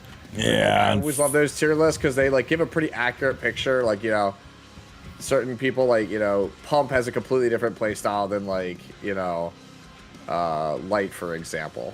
So it's just like it'd be interesting to be able to like visually represent the differences in play style, so you can see the strengths and weaknesses of each player. Quad S, triple S, double S. Yep. Because I mean, they're here. They're all top of the top, and we're not talking about which is a better player. They're all freaking amazing. We're talking about who we think has the tools and the talent to achieve ahead of the other people. It's you can say, I think Valky's going to win this fight over Carr without insulting Carr. Whoa. I'm True, though. I'm going to say it right now. I'm going to laugh when the person that we ranked lowest on this list is the world champion by like. That's what I'm hoping for. That's what I'm hoping for. Give it 4 weeks. Dude, there's no way. Y'all are crazy if you rank him lowest. Okay, let's do this. We have 4 people. There's 8 guys up. Let's just take turns going like right to left or left to right. I don't even mind if I go last, and then let's start putting them on the list. Jeez. All right, so who starts? We just go alphabetically to Car, then B. Let me just say, dude, Gomiami, put him in quadruple S, man, right there. Quadruple S, That's the Korean Jesus. What makes you think? What makes you think he's so good, Carr? I mean, what about Goyami? Well, I think his account is over $1 million. He's also one of the most experienced. Also, he's lost every other tournament, so he's salty and he's hungry. due. This guy's got the biggest drive, the biggest reason, the biggest account, the biggest wallet. Like it's his tournament to lose, I think. So let's put him at the top. Okay. I think I'll take the next like lowest hanging fruit. I'm gonna take Shao, and I'm actually gonna throw him up there with Gomi. And like you beat Shao? Asuma Ray like pretty convincingly. Like you beat the world champion, right? Like from here, like you have to be like feeling pretty good about yourself. You have to be feeling yourself like, okay, I can do this. Like this is a very real possibility, right? Like I just beat the champ. And he had all these exhibition matches, and he scraped the floor with many of the other competitors, right? Like, he just completely demolished Gomi in some of those show matches. And you beat him, so you have to be like, damn, I might actually be world champ. I'm just a couple of games away. Yeah. I think that's a really good take. Since, like, I think out of all players that are left, those are probably the 2 best accounts to my knowledge. So I think that's absolutely no problem as far as play goes. They're clean as well. They're clean. The only issue though might be like if it's on a longer day, like you guys said, I think it's Gomiami's tournament to lose. But the problem is if he has to play like 5-6 hours, you know, you have an account where you have 6 copies of every character, triple S, on 9 million gear score. The fatigue hits you, you're gonna not know what to pick. Like you're going to get stun locked quicker. Like that's unironically a debuff when you have to play a long time. Overload the mental stack, yeah. Yep. Yeah. All right, so Tristen, I think you're next. So what would you think? I think I would rather be lucky than good any day. And I'm telling you, man, with the skill this man showed, I think Kukerbat's got what it takes. I mean, yeah, Gobiami might have the financial investment in the account, and Zhao might have the skill, but there is no skill like luck. And Kukerbat is bathed in luck. His luck is a well that never runs dry. So I gotta back the Batman on this one. You guys make some really good picks, right? So 3 guys out. It's the probably the best drafter, the best account plus drafter combo plus the luckiest player, and I think you definitely have to give it a Kukerbat that like in the tournament, right? If you are a chef, you are a creativity-driven player, that there's an absolute edge going in for you if you can surprise your opponents. And you know, as long as he keeps it up, I can see him taking it. Now I've repped this guy a whole lot, right? And I'm probably gonna put Musumi in triple S here. I think his play is really clean. His draft, I think, faltered a little bit.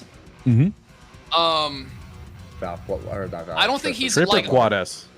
like 3S tier. I put him a tier below like the boys, you know. Just because from what I've heard, his account's not quite up there compared to the rest of these guys, but the play is so clean that you gotta like put him right on the tail, you know.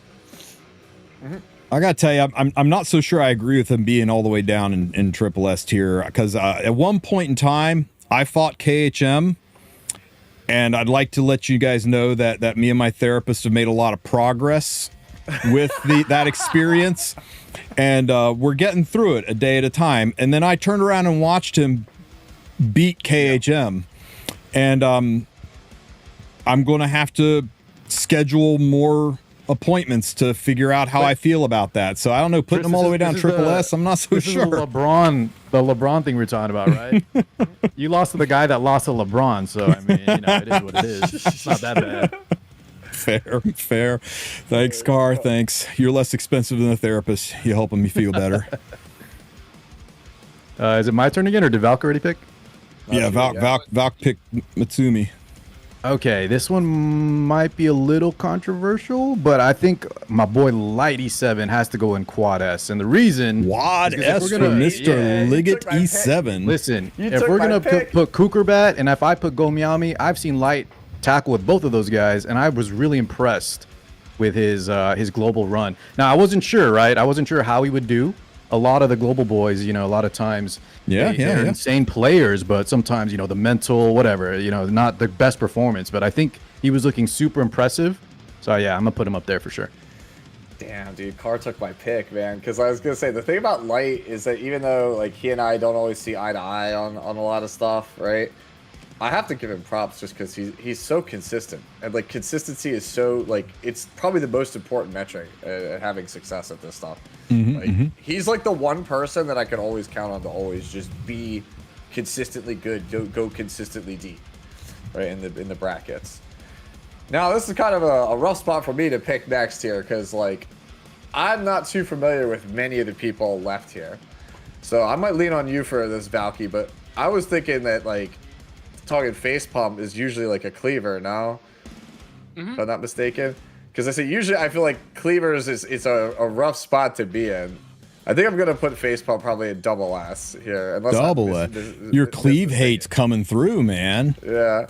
Well, the thing is, like, traditionally aggressive strategies in best of 3, best of 5, best of 7 sets are not favored, right? Because the aggro strategies, the only way that they're ever really, I feel like, pushing it all the way is either one, it really is just that degenerate, there's no counterplay to it, or two, you catch somebody by surprise. So he basically has to do like the Kukerbat thing. Like you have to catch somebody off guard and be lucky, I feel like, to go really deep, especially when you look at who is left, right?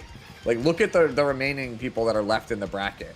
And I don't know. I don't see it. No disrespect to Facepump because I actually like it, but it's just like I feel like I think what you're saying makes sense. I just think aggressive strategies just generally are not favored in a best of 3, best of 5 format. I gotta disagree, man. I remember the first time I watched Facepump stream his fights, right? I remember watching this guy because I remember going, holy crap, this Facepump guy's amazing. And I remember my wife saying, what are you watching? And yeah, after I explained that for an hour and a half, I think your anti-cleave sentiment is kind of bleeding through here. I think that's 100% fair. You're right to feel that way. His fights were powerful. He drafted with confidence, and he Just in defense of Sue and the fact that we have 4 different categories, if we put Facepump in double S, that doesn't mean we don't think he could take it all, man. Just watch his global run. But I think Sue has a good point. I think even maybe Facepump would agree to this, that compared to these other heavy hitters, the odds maybe shift from like I'm 50-50 to like a 40-60. He could still win it, but I don't know. It's like an underdog story. Like, I mean, again, I know I come from the card game background, but the current champion is an aggro player that nobody had winning, right? Like, he was the underdog going into the last Pro Tour, right? It's just... Historically, from a lifetime of me playing tournaments in games like this where there's these types of playstyles, it is very, very hard if you are a specialist and your specialty is aggro, it is very hard to win. Same thing with KHM, like it's the other side of the coin. It is very, very, very hard to win if you are a specialist at one predictable strategy. Yeah, so I also think that, like, okay, if you think about it this way, right? If you look at the most specialized playstyles in the game, right, which is Cleave and Village, if you want to beat Cleave, you potentially, depending on how pre-bans work, you could speed imprint over them, you can Zeo them, you can Harsetti them, and of course you can also tank down, right? And Cleave is such a focus for like a pain point for Smaugate in terms of balance that there's like a bajillion ways you can mix up to beat Cleave. But if you want to beat a Village player, like, how many ways do you have? Well, you have to outspeed them and outvalue them, and there's no other way to beat them. If you just look at it from like a pure mix-up perspective, there's so many ways to beat Cleave and not a whole lot of ways to beat a good tank down player that obviously, if you could play every single playstyle, power to you, that is what the format favors. But if you are a pure cleaver, like Facepump or Narrow, that I think that you're probably at a slight disadvantage. Yeah. Just a slide. Everyone on here can take it. You just look at their play, and if they're feeling it, I think Valk said this pretty well to start. Just because Go Meowme is our #1 pick, if he's not in good form, man, any of these guys will take him out in a heartbeat. So we're just saying, like you number crunch it and you throw it through an AI simulator, Facepump has a slight disadvantage. That's all we're saying. Yeah, and you know, like, obviously, all of us are chill with Facepump. He hangs out on Twitch, and it's like, no, you don't have to take this too seriously, right? If Facepump's like, oh, curse guys, how I don't think he would, man. You can tell Facepump's Facepump's a chill guy. Prove I me would- wrong. I- Prove me wrong. That would be so hype for the Twitch community. Yeah. If he pops off, hell yeah, hell Yeah, yeah. it's like Exactly. you just think about it like it's like maybe like 4-6 or 45-55. Like Yeah, just yeah, that's all we're it's like saying. it's like Slight- a 5 to slight 10% disadvantage. slight disadvantage. All right, am I up next? Since you left on the board, you can pick one. All right, man. I'll be honest with you. I don't know anything about Syak at all, so I'm gonna leave him for you.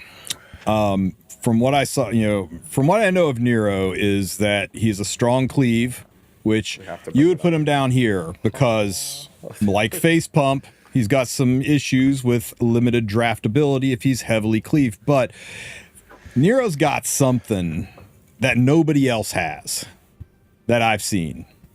He A free to rep? look, huh? A What? free to rep? Free to rep. No! Stop. I want you to look at his face. Even in this picture, in this picture I saw him, he is the main character in his own story. Watching him play, he had a presence that bordered on arrogance. He walked in there with a confidence.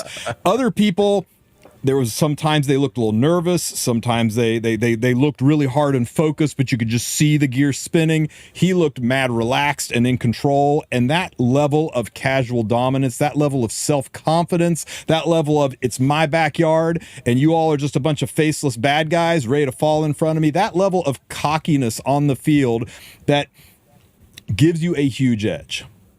That's the kind of attitude that keeps you from being stun locked, that keeps you from being faked out, that keeps you from being surprised. And I think that gives him a huge edge that maybe will make up for the lack in variety in his drafting. I'm tempted to put that big dick energy in quad S. I'm tempted to, but in deference to what you guys said about the limited draftability, I'm going to keep him down in triple S for now. Okay. So I get SYAC, right? SYAC. SYAC, so there's this narrative we've been developing, which is like a lot of Chinese players will have that, like, be that Chinese sleeper cell agent in other servers, and he's the one that came out of Korea. I would put him next to Face Pump, but probably ahead of Face Pump because I think he showcased a bit more flexibility in his playstyle. He'd also beat Senko, which is nothing to shrug off at. Senko is a really damn good player. So that was no easy task. But if you look at the way he played, I feel like a lot of times it felt a little bit shaky. And actually he beat Chaser. My bad. He didn't beat Senko. And it felt like he was probably the least in control of his win out of all players. And I could be wrong. I'm willing to be proven wrong on this, but I do believe he's also an Emperor level player like Face Pump, whereas the rest of these guys have legend frames to their names. So that could be another factor you attribute to how consistent they are on the rank ladder. But obviously, we've seen time and time again, just because you're a good rank ladder player doesn't mean you do well in tournaments. And he seems like he does know his way around the draft and the different play styles. And when we covered this before. In the Lunatic draft, if you know different playstyles, you got a deep bag, you are really rewarded. But looking at his performance, his gear, his top speed, I would say these other guys have a slight advantage over him. Well, I know I, for one, am looking forward to a podcast sometime in September when we have the E7WC finalists, SYAC and Face Pump on stream so they can look us all in the face and say, what now, bitches? What now? So, yeah. Well, listen, man. If you want to reverse this, Tristen, say who do we want to win the most? Who's just hyped? Who we're rooting for, dude? Face Pump is one of my top players, man. Like this guy, I think he's got that. You watch his clips, man. He's got that if factor where you just want to root for him, and I think his playstyle also attributes to that. So if you want to ask me who's like one of my favorite picks just to win it all, Face Pump, I think for me. Yeah. So, Carr, your most hyped pick is Face Pump. That's Face Pump, yeah. That's who who you're rooting for. He's your boy, right? He's your golden child. Normally it would be Valk knows me, right? Valk will probably say it in commentator. Usually it'd be like someone like KHM, a tank down player that's picking Arya or something. Nah, Face Pump kind of sold me, and he plays so opposite, but I'm really rooting for him. Yeah, Valky, who's your golden boy? Do you have one? And it's okay to say no. I mean, I think I stick to my guns. Out of all players, I think the one that looked most in control of their sets every single match was Mutsumi. Yeah. Like, you could it's very tough to argue any other way. And I think, like, if you really had to twist my arm, like, Xiao is maybe, like, another player who looked dominant in draft, had really good play. His turn of operation is really good, but... Like, if you had to have me pick, I think Mutsumi was definitely in better form. I think Carr put it the best, right? Like, maybe one day you wake up on the wrong side of the bed, you have a headache, you have a migraine, you don't feel like going to practice. Mutsumi looked like he was in peak form. Oh, so me. You come to me. Okay. I'm hyped. Oh, okay. So yeah, I'm gonna steal him from you, Tristen. It's Kukerbat, bro. Yeah. Yeah, Kukerbat is just, yeah, I've talked to him off and on for a long time over like the last like year and a half, 2 years since I've been in the content creator program. He just constantly surprises me with the way he thinks about the game. And like, you see that performance, like it's hard not to root for that. That like, it's just like his energy, it's like, it's infectious when you see him like, you know, you're like, I'm popping off about like that, right? So, yeah, I just have to choose Kukerman as the one I'm the most hyped about, like, overall. But I do want to give a slight nod to Light, because Light just embodies the way that I would approach the game from a competitive level, right? Like I said, as a person, I don't think that, you know, Light and I always see eye to eye on a lot of stuff, but I think that the way he thinks about the game and the way he plays the game is the way I would approach it. Like, if I had an account like Light's, that's probably how I would play the game. Yeah. I would love to see KJ take it home. God, I almost Strays Cleaved him before anybody knew what Strays Cleave was. I almost did it, and I got 15% on a Solber or on a Veronica S3, and he gave me a little heart emoji and then killed me, and I was ready with the screenshot. I was going to hang it on the wall, but it never happened. And every time I watch him fight, it's impressive. And I think it's his time. I would like to see him bring one home. I'd like to see him be number one, but I got to give a nod to the big dick energy that Caesar himself brings here. Nero, man, I just, when I watch him fight, I can't not admire the huge brass ones on this guy when he steps into the match. So those are kind of my two picks right now. I wish I knew more about SYAC. I'm going to have to go back and watch some of his fights, because he's the only one that I really don't have that much background knowledge on. Yeah, same. Okay. I kind of like that. So I want to take this opportunity, unless we have something else in the itinerary. I kind of want to go through quickly what I think each player's win condition is when going into that's fun. The top stages, fun. Right? And you know, if you guys want to add to it, or if you want to like debate any of it, right? I'm definitely down. So like, what it would take for each player to actually become the champion, right?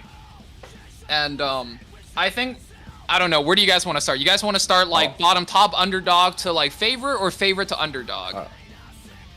Favorite? It's to you. Like, I don't know how you want to like share it, but like there are two people where I think they have the exact same win condition. Okay. Yeah. Well, you know what, Tristen? Why don't you just pull a person up, and then we'll discuss. Like, we'll pull them out of a bag. Okay. You know what? Because I want to learn more about him. Tell me about SYAC. What's he got to do to bring this home? What's he got to do to be the E7 WC 2025 champion? Take home that big prize, get the big ring, get his choice of a skin or unit. It's a unit, right? Yeah. Carr, do you remember anything? I hit you with a heart. I actually thought the set was like not super memorable. It was kind of tough. I got to think about this for a second. Which set are we talking about? The SYC versus which? Because he went Chaser. Versus Chaser. That's the one where I think we both said Chaser was looking a little stronger after his previous set, because we were talking about the book thing and he was looking so confident, and then SYC came out of nowhere and just like smacked him. In all honesty, I feel like both of those players, they're very there's nothing, and this is not disrespectful, nothing like super standout. They're just extremely solid. But I don't remember anything in specific that I would say like he needs a win con for. More like he's like right in the middle. And if he plays well, he can beat all of them, but I wouldn't pick him out of the bunch to take it home. Exactly. I think you put it really well, which is that there's nothing super memorable about the way he plays. He doesn't have the best account. He wasn't the cleanest. Yeah. And his luck also wasn't going his way. So if he wants to win, he just needs to play outside of his mind. He needs to actually just have a pop-off day. Yeah. That's really it. Like, he actually just needs to go insane. And this is like kind of a cop-out answer when we're doing stuff like this, but That's the toughest one though out of the bunch. This is the toughest one to kind of gauge. Okay.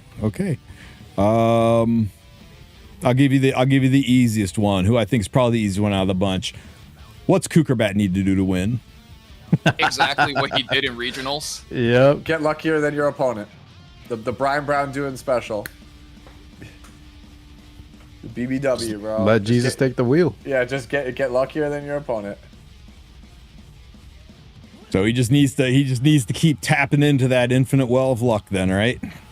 Yep. Cook harder than he's ever cooked before. And that's not a joke, guys. I think a lot of players are going to be the most scared of Kukerbat, right? A lot of the other players are more predictable, but if your opponent is just relying on like an RNG draft, there's not a lot of ways around it. So I think he's going to throw a lot of people off too in their normal game plan. Especially because his pre-bans, he pre-bans the stuff that limits your ability to turn off the RNG. He bans stuff like Naqual, Mort, yeah, Litica, right? He turns off basically the things that disable counter set. Yep. Yeah, he's honestly the embodiment of chaos, and like I think that has a huge upset potential. And once like the numbers I wouldn't want to fight that. No, me either, dude. All he needs to do is do his thing, lay back, relax, and wait for the river card to drop, because most of the time, as the track record has proved, it has favored him. Yep.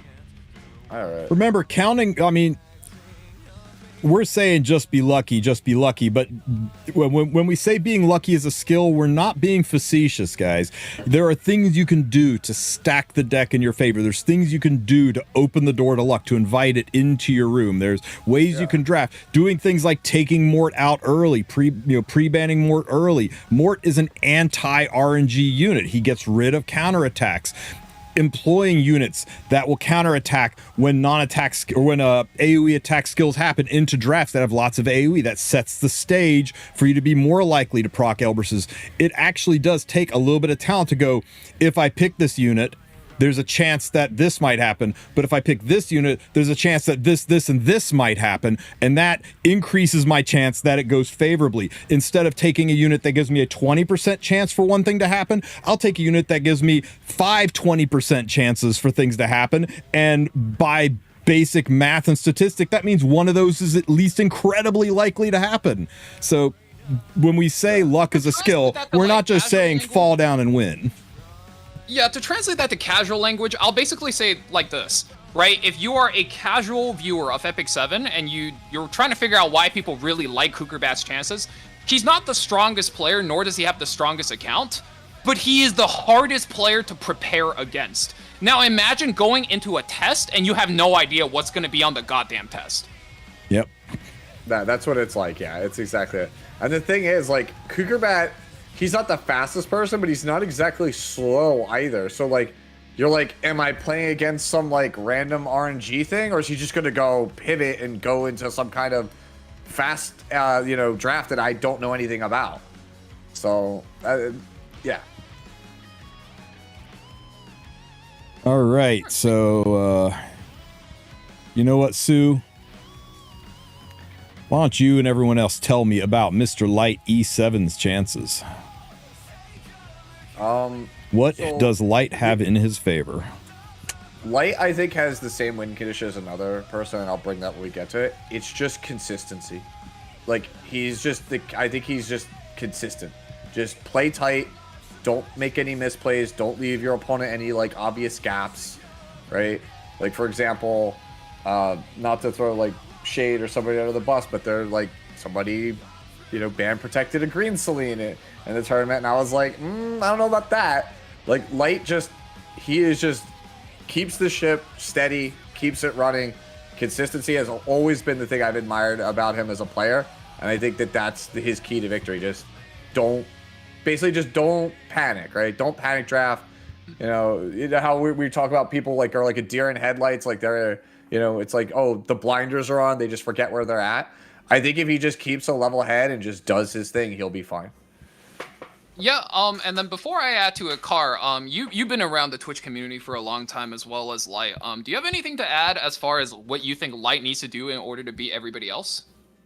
Like his, well, what I will say, what I saw, man, is the versatility, right? We all know, and speaking of being around a long time, we all knew Light as like the premier cleaver, but this guy now has evolved his playstyle to do anything. And I saw him cleave a guy, I saw him flex the speed and then pivot into like a more standard comp. So I think as long as he combine what Sue was saying, stay consistent, have his good mental, like stay confident, but also, you know, have that confidence to flex on your opponent because he is better. He does have better gear than some of these guys. Then I think he's going to look real good. The one point I would add is actually, I think Light needs to take a book or page out of Facepump's playbook and find more confidence. Because like you said, Car, he's been around for a long time. He started out as a cleave-only player. And over time, for consistency's sake, he pivoted down to playing this tank-down style because turn 2 will just have more consistent performances. He's actually had so much competitive experience in the game, and this year's got to be his year, right? This year he made it. And if you listen to him in the interview, he's like, oh yeah, you know, he's like super soft-spoken, and he's like, he almost seems like he wasn't sure if he won, you know, like it hasn't set in yet. Yeah. And Can I say something really though, guys? I'll say this, man. Light may sound like that in the interview, but if you watch his streams, dude, he is saying, I'm Mr. Fast. I think that's just kind of like either a little bit of nerves, maybe his persona. I don't think that's actually how he's feeling during the match. I think he has the confidence. But you're right. I did notice that too a little bit in his interview. And guys, can I say one other thing, man? You Twitch chatters, all y'all saying like awkward and stuff when people come on. Let me see you guys in front of like 10,000 people, and like I hate when people say like cringe, awkward, like, you know, they're a little nervous. I think it's wholesome. I think you know, I think they all did a good job in their you don't post. have to be an extrovert to be winning. But I do think in order when you're playing in a tournament, right? Like Tristen said, you got to have that main character energy. You have to just say, I'm him, I'm going, right? Yeah. Yep. My backyard. I think that's actually a pretty important ingredient in succeeding in clutch. Yeah. I think I know what you're saying, Velk, but I would say like his gameplay shows the confidence, but the interview doesn't show it. So I think it's, you know, that may just be how he is in the interview, but I think as long as the gameplay shows the confidence, which he did, I think he's looking in good form. For sure. Yeah, Jimmy said it in chat. He was a stone cold killer during his run. And that's the difference between somebody who comes off as a non-sportsmanlike asshole and somebody who exudes confidence. There is no level of cockiness in the fight that's a little bit too far, as long as it's not like overt to the people watching that she's being disrespectful. Once the fight's over, you bring it back down and you respect your opponent. But during the fight, there is no opponent. There's just a faceless bad guy who needs to be run over. And Light kind of exuded that in his fights. Now, could he bring a little bit more of that? Sure. His interview maybe show that maybe that was just him being focused and he wasn't really believing his own hype. I don't know. Maybe he should do that a little bit more because he brings a hell of a game. He's a powerful player. He streams RTA more than just about anybody I've seen. Yeah. So, you know what? He's got the miles. He knows his opponents. He's well read on his enemy. And I think that's going to really go well for him. Yes, you do. You have to redeem it tomorrow. It's brand. It resets on the 1st. All right. People ask about Heart of Orbis. So speaking about big dick energy, let's talk about Caesar himself. How we feel about Nero. What's Nero's win con? Nero's win con, I'll put it this way. Nero is a cleave-only player. He's probably the 2nd or 3rd fastest player amongst all players left. So there needs to be one way for him to win. He needs to ban really well. It depends on who he queues into. If he queues into specifically Gomyami or Xiao, which are like the 2 other players who are equally fast, I think that could spell trouble for him. So if that's the case, he needs to identify what Gomyami has, which is really hard, by the way. I say this, like, you know, obviously I'm backseating here, and this is not easy. Identify where Gomyami's speed is and take it out. And I think versus the slower players, you know, he has that natural speed advantage, and I think that's one thing that he's done really well through his regionals run, which is you know, obviously people are banning openers, and because openers are OP and they're hard to deal with, he's just banning tanks and then running the other guy over with cleave. He just needs to keep banning well, and I think he has a clear path to victory. Yeah. Let me add also, his other path to victory, to add on to Valky, is during this draw event, he's got a finger cross, pray he doesn't match up against KJ. I think that is his one matchup that's going to be just so tough. But against the rest of the cast, I think he's got a good chance. Think if he matches KJ, it's over for him? I mean, I don't want to say over, but that's like that's gonna be like his demon. That's his KJ is like matchup. the big brother. He's got the same kind of play style, but I would say better, right? If I had to guess. Same thing with face pump as well. Like I would say put face pump even next to him. As long as they don't queue into KJ, like KJ queues up against Xiao and Xiao knocks him out. Like these guys, the chances of them winning suddenly just goes up like 3-4 folds. Yeah. Yeah. Nice. Because I mean, we covered this. KJ he's fast, he's tanky, he has probably 6 units that's faster than these guys. He's probably got, you know, 85 units that are tankier than everything they could deal damage to. It's like, it's just so hard to deal with, and you need to avoid that matchup if you've only got one playstyle and you're not like the most comfortable pivoting. You know, we've been talking about him so much. I think it's time. Let's go ahead and I'll let you guys take the floor after I make my quick comment here. I think he has the same win condition as Light. This is the other person. I think it's the same win condition as Light. Are we talking about KJ? Yeah, KJ has the account to clearly bring the whole thing home. That he is like, I don't know how many of you are familiar with Doctor Doom from Marvel, but Doctor Doom is brilliant. He does everything. He's super OP. Nobody is better than Doom. How does Doom lose? Doom gets in his own head and just goes off script. Like, it's like, oh, I'm gonna try and style on you with this like really obscure pick, and then it backfires rather than just play the consistent obvious thing that wins, right? And I've seen that time and time again from years of watching KJ. Everyone's like multi-time Hall of Fame player, clearly good enough to be the world champion, brilliant innovator. What does he do? Bro, I'm gonna pick Green Charles or whatever. And it's like, okay. Yep, exactly.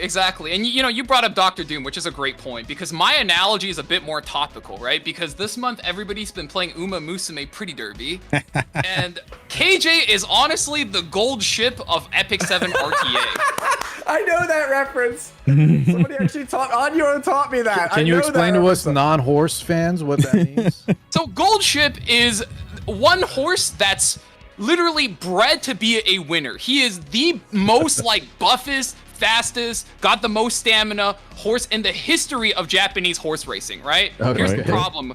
Gold ship is like Ash's Charizard in Pokemon, right? You know, like he literally fell asleep like in a race, and like, oh shoot, I'm supposed to go, and then Gold ship goes. That race lost a bunch. Like, there was a grand total of 120 billion yen bet on Gold Chip. Gold Chip fell asleep at the wheel, man. And it's like, all KJ needs to do is wake up and perform how he normally performs, and he could take it home. If he doesn't, there's no big whoopsie anywhere, he's fine. And whoopsie is something he's prone to be doing in tournaments. Yep. And I say this because I've once beat KJ in a tournament before.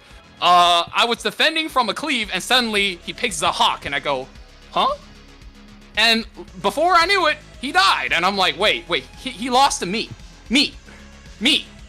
Mr. Don't know how to detect cleave, Mr. Bad at anti-cleave, Mr. No bag. Mr. Sassy. Sassy, yeah, exactly. Mr. Sassy announcer. I've beaten KJ in a tournament before, and it's like, dude, if KJ played like a normal person, like he normally does, I was cooked. There was zero shot I win. Yep. If KJ fumbles the bag, then, you know, he fumbles the bag. He's the gold ship of RTA. Yeah, I feel like he so badly wants to style on you with like a low tier, and it's just like, bro, just resist the urge. Like, that's what happened last year. If you guys noticed, he tried to style on people in the group stage. And then he realized when he was facing elimination back against the wall, he just tightened up the play, played confident, rode it all the way to grand finals. Okay, so what I'm hearing is he just needs to keep his game face on, don't F up, and pray he doesn't match Kukerbat. That is actually a win condition. That is an awesome ad. I think I agree with that. I think that's his worst matchup because he's got everybody else beat in speed and gear, but the one thing he can't control, right, is the luck. You can't control the god of chaos. Yep. Well, the thing is also like Kukerbat would draft something chaotic, and it would like make him just scratch his head and be like, you know, which of my 10,000 units do I use? Yeah. Yeah, it's just like flip the table. Okay, like now I'm gonna pick the Zahak here because like I don't know what else to do. Exactly. And I think Kukerbat, you know, you said it earlier the best, Sue. He bans a lot of things that makes the game more random. And when the game is more random, have you done the homework on like, okay, Mort's ban, which one of the counterattack characters in the game has the highest win percentage chance? And that stuff, if you match up against Kukerbat, you have to do homework for. You have to relearn a bit of the game, you know? And if he could do that, I think he'll be fine. But against Kukerbat, it is really hard to do. Yep. All right, guys. We got Face Pump, Mitsumi, and Shao. Any preferences? Let's go with Shao. I think Shao is probably the next favorite after KJ. So I think there's also a lot to talk about. All right. So what is Shao's win con? Ooh, okay. I think you could approach it from many directions, right? Because he's a really good drafter. Mm-hmm. His account is really good. I would say there's almost like this even trade between him where his account's not as good as KJ, but I think he drafts a little bit cleaner. Right? So to me, they're on the same power level. KJ has a better account, Shao is better at drafting. So in order for him to win, I think he got to do one, the thing that he's always been doing. Pray. You know, do the little praying gesture, right? Hope luck swing his way. And I think, you know, it's so deceptive though, Valky. Let me just say real quick, and then I want you to finish because you were spitting. But it's so deceptive that he's praying because it's almost like Kukerbat praying, but no, like he's beating Hosmer Ray, and you think, oh, this guy's just getting lucky, but no, he's drafting solid, like Valk is saying. He's playing so well. His account is stacked. He just wants that extra little bit of RNG to push him over the edge. He needs one slight edge, and then he's gonna take the match. And that's actually what he did versus the previous champion. Yeah. Sorry, Valk. Continue. No, that was really well put. Like that basically put me back on rails. 'Cause I think one thing that he does super well is just like he stays aggressive on his opponent. He doesn't care if he's against Hosmer Ray, he's playing his game, and he just needs to keep up that aggression. And I think he's chilling. Yes, sir. Okay, Valk, your favorite. Let's hear what Mitsumi's win cons are. So I think out of all players, the thing he has going for him is his turn by turn is giga clean. He's the cleanest, right? And that's just a pleasure to watch visually, but I think the one time we seen him falter just a little bit was in draft versus KHM. And that's by no means like, you know, a slam on him. KHM is a super strong player. And I think if he finds ways to improve upon his draft and just let his clean plays carry him, I think he's good. And he does this thing where he's really good at knowing exactly what turns and what buttons to click. So that means he's practiced things really like on repeat. Like the repetition is definitely there. So as long as he does good matchup research on who he's playing, what characters they need to potentially eliminate, and what the other guys' outs are, I think he's good. Yeah, he's been in the lab, you could tell.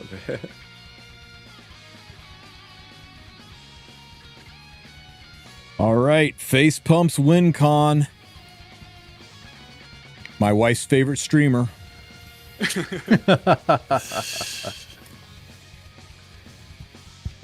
All right, Car, I think you what said you guys got here, yeah? Listen, I'll start with this one, and then I want the boys to finish the face pump action. But I think it's no disrespect, and I think I keep saying it. I think Face Pump would agree that he is stacked up against some goddamn monsters out here. However, in his interview, in his post-match, you could see the confidence, you could see the relief, but he played like a god. He believes in his units, and I think if he just keeps slamming that BBK, now I think Sue said it best, right? Now that he's kind of revealed his hand, the players are going to be watching out for that. So he needs a little bit extra But if he just keeps that moxie he had with his insane global run, I think he could definitely dark horse win the entire thing. So since he's kind of tipped his hand, he's only played a certain way, he's only done specific things, and he had really good success with it, and people think he's just this one-trick pony. This is the only thing he really does. Do you think he's got the diversity in his draft that he could use that and turn it around against his opponents and confuse and fool them? The number of times we were like, holy crap, this cleaver's tanking down, and it's shocked us in tournaments. Do you think maybe something like that could happen, or is that outside of his skill set and he really is just kind of, locked into a specific style of play? Damn, holy crap, Valky! I'm so jealous. You have The best mom. My mom's a goat. That's watermelon, right? This is fresh out the fridge. It's ice cold. Yeah, dude. Damn. Watermelon is my favorite fruit. I love my mom. My mom's the best. Love you, mom. Shout out mom. Shout out Mama Valk. Yeah, but Valk, you put anything on that? Any sorry, go ahead. Well, while he's stuffing his face, while he's stuffing his face, I got you. But Tristan, what you said. So when you are like the underdog, you need to have some kind of like hidden weapon, like hidden tech that you can pull out, that because like obviously everyone's like, people have kind of like, I don't want to say written you off, but it's like if you're the underdog, they know what, like, oh, he's just a cleaver, right? He only knows how to cleave. If you have the ability to just like surprise somebody, switch it on a dime, it's like super, super powerful, right? The example I always use is from that tournament from like 2 years ago that like Kana and Elv hosted, where I was in the semifinals against STG. I literally drafted Red Politis on Abyssal Crown, and back then everyone played damage. No one played Abyssal Politis. So STG's like, what the hell is this Politis, damage Politis gonna do? And he led it through the draft, and it won me the game. And it was like, it was the big upset. It was like, why? Like, why is it so fast? Why is it on Abyssal? It doesn't make any sense, right? So he needs like one of those moments, like where it's like, oh, why would a cleaver draft blank? And then you're like, oh shit, that's why. And it's a completely different build. And it just throws them for a loop. Mm-hmm. I can tell you You this. guys did really well. From my times in combat tournaments, where I was talking earlier about how having that big dick energy, having that confidence, having that presence is so important in tournaments. But you know what's even better than that? You know what's the best thing that can ever happen to you in a tournament setting? Is you have your opponent underestimate you, and you lean into that. You lean into that. You walk out with a little bit of a limp. You walk out favoring your right leg, and then the guy goes for it, and you kick him in the head with that right leg. There's all kinds of ways face bump can turn the I'm the underdog, put them in a false sense of security, make him feel like, let the counter run down, scroll through a bunch of units, make him feel like he doesn't know what he's doing, but has a plan. Yep. Never underestimate your opponent, and that's why there are so many Cinderella stories, so many underdogs who take it to the end. It's usually because nobody expected it, especially their opponents. Yeah, I love the way you guys put that. And I think for me, like Sue said, expand that bag just a little bit deeper. Even 1 pick, 2 picks, catch one opponent off by surprise. Just even if it's 1 or 2 picks per opponent, I think could really surprise them. Yeah. And the other thing is, just hope Gomiami Q's in a Cougar bat. That's it. That's the fight we're all waiting for. Oh my god. Bro, that's... So correct me if I'm wrong, but what I'm seeing here is you're saying that any one of these guys could win this tournament. Mm-hmm. Yep. Wow. And that's great. You ever hear of any given Sunday? There's no such thing as a generic black belt, guys. These guys are here for a reason, and vote for your favorite. Any of them can swing. All of these guys were against the best of the best, and now they are the best of. You literally had, the insane run from Face Pump, Gomiami. We all knew he was going to be there, but Shao took out, Hazamare. Like, these guys are it right now. So it's not even a question of who could win. These guys are already proving that they're all champions. It's just going to really be, who's feeling it that day, that week, and then the top 3 essentially. I see what you're doing, Tristan. I'm just trying to move them up to have them all on the screen at once. This ad-laden tier list is a real pisser to move things around in. Have you considered ad block? Yes, and if you try it, the site shuts down and says you cannot run the site while ad block is on unless you do a paid account. It's pretty nasty. So, guys, these are your 8 heroes. These are the gladiators who are going to be competing for your entertainment and for their own personal glory. So make sure you guys tune in to the E7 World Cup. The matching, what do they call it? The matching next week or this weekend. Group draw. Yeah, the draws, right? This is where you get to see who's going to match who. So where you see the tournament list seeded, and we'll get to have some fun exhibition fights.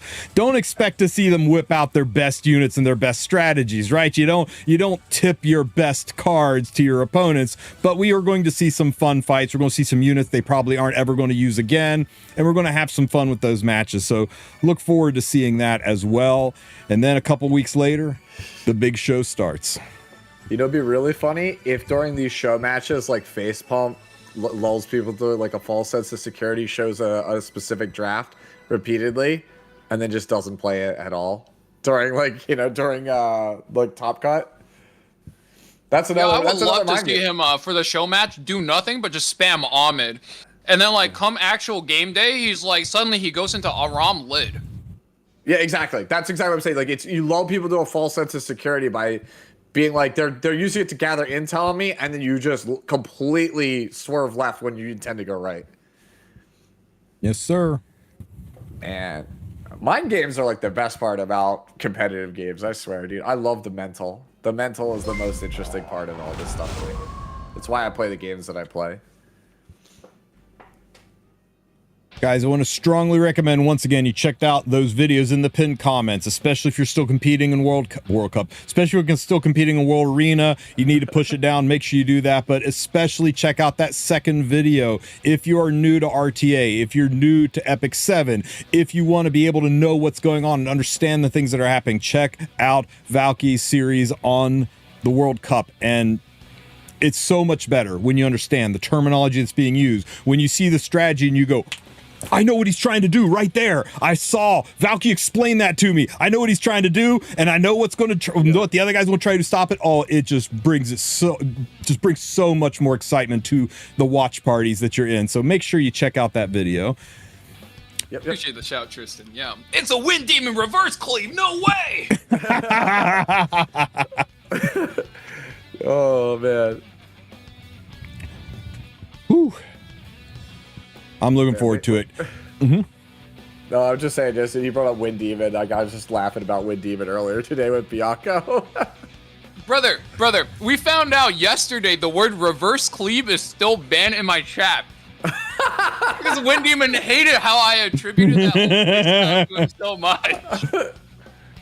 Okay, guys, before we wrap it up, there's one more thing that I want to ask you all, because there's something that I think some of the viewers may not have considered, is that the unit Aram was not allowed in the qualifiers, and she will be allowed in the main event tournament.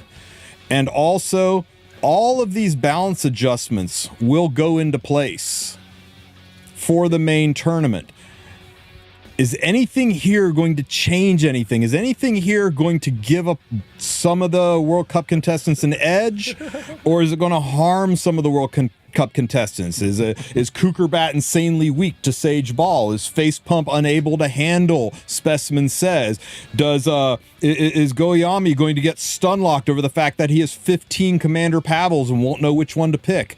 Anything in here that you guys might want to shed some light on, or is it just, nah, this don't matter? I'd like to point out that Kukerbat actually, I at some point, I don't remember when, but Kukerbat was actually a chef with Sage Ball and Cezanne.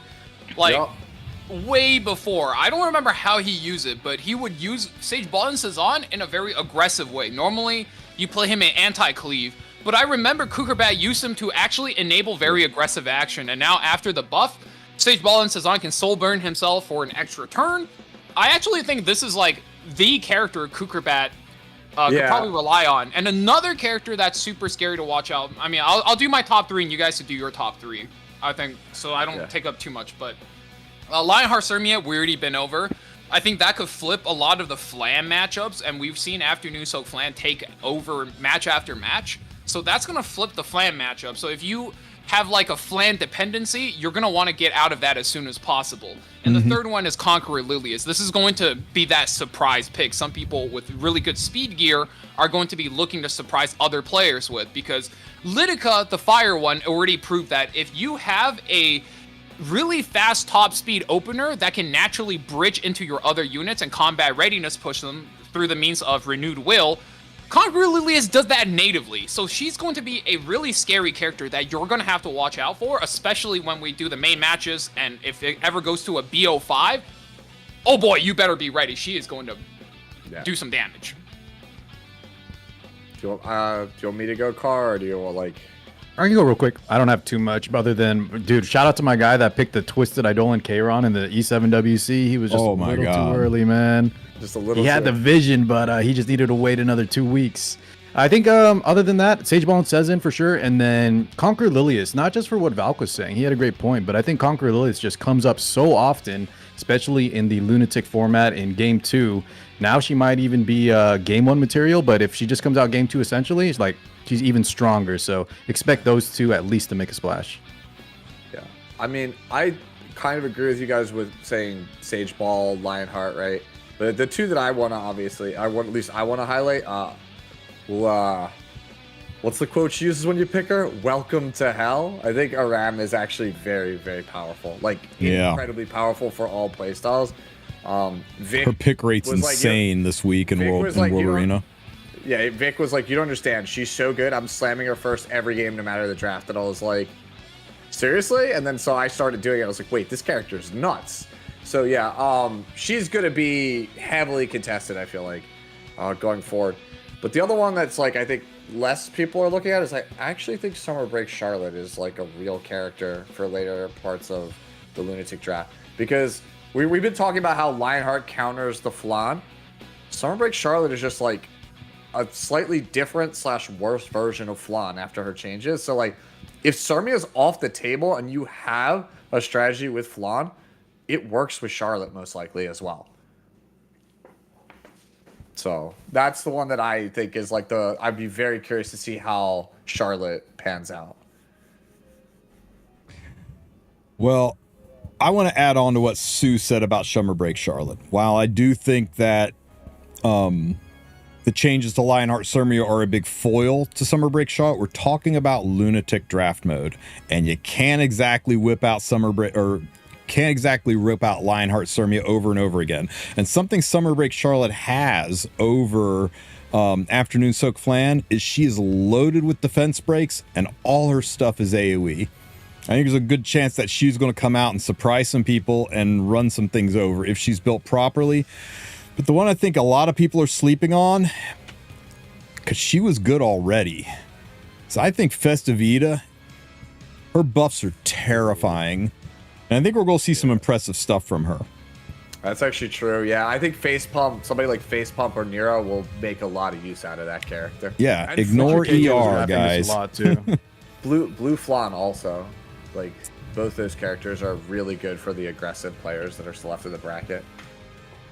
Now, I don't think it's going to matter much for the World Cup, but I'm really interested in seeing if Lilibet has the chops to murder Bossarunkas. If they gave her the damage to do it.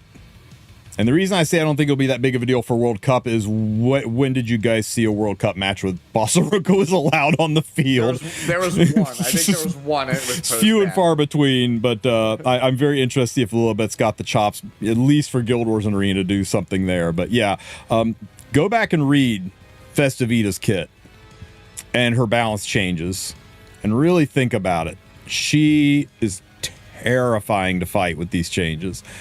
So she is very scary. I mean, she's basically like, if you think about a character that can strip all buffs and then defense break and then push back, like, what is even the equivalent of that right now that people would even be playing? It's almost like a Briar Witch Iceria that you can't crowd control, because if you try to crowd control her or interrupt her or disrupt her with anything but a seal, she's going to be able to cleanse everything with her passive and then disrupt your team back and re-enable her team. So that's something players have to be really careful playing around.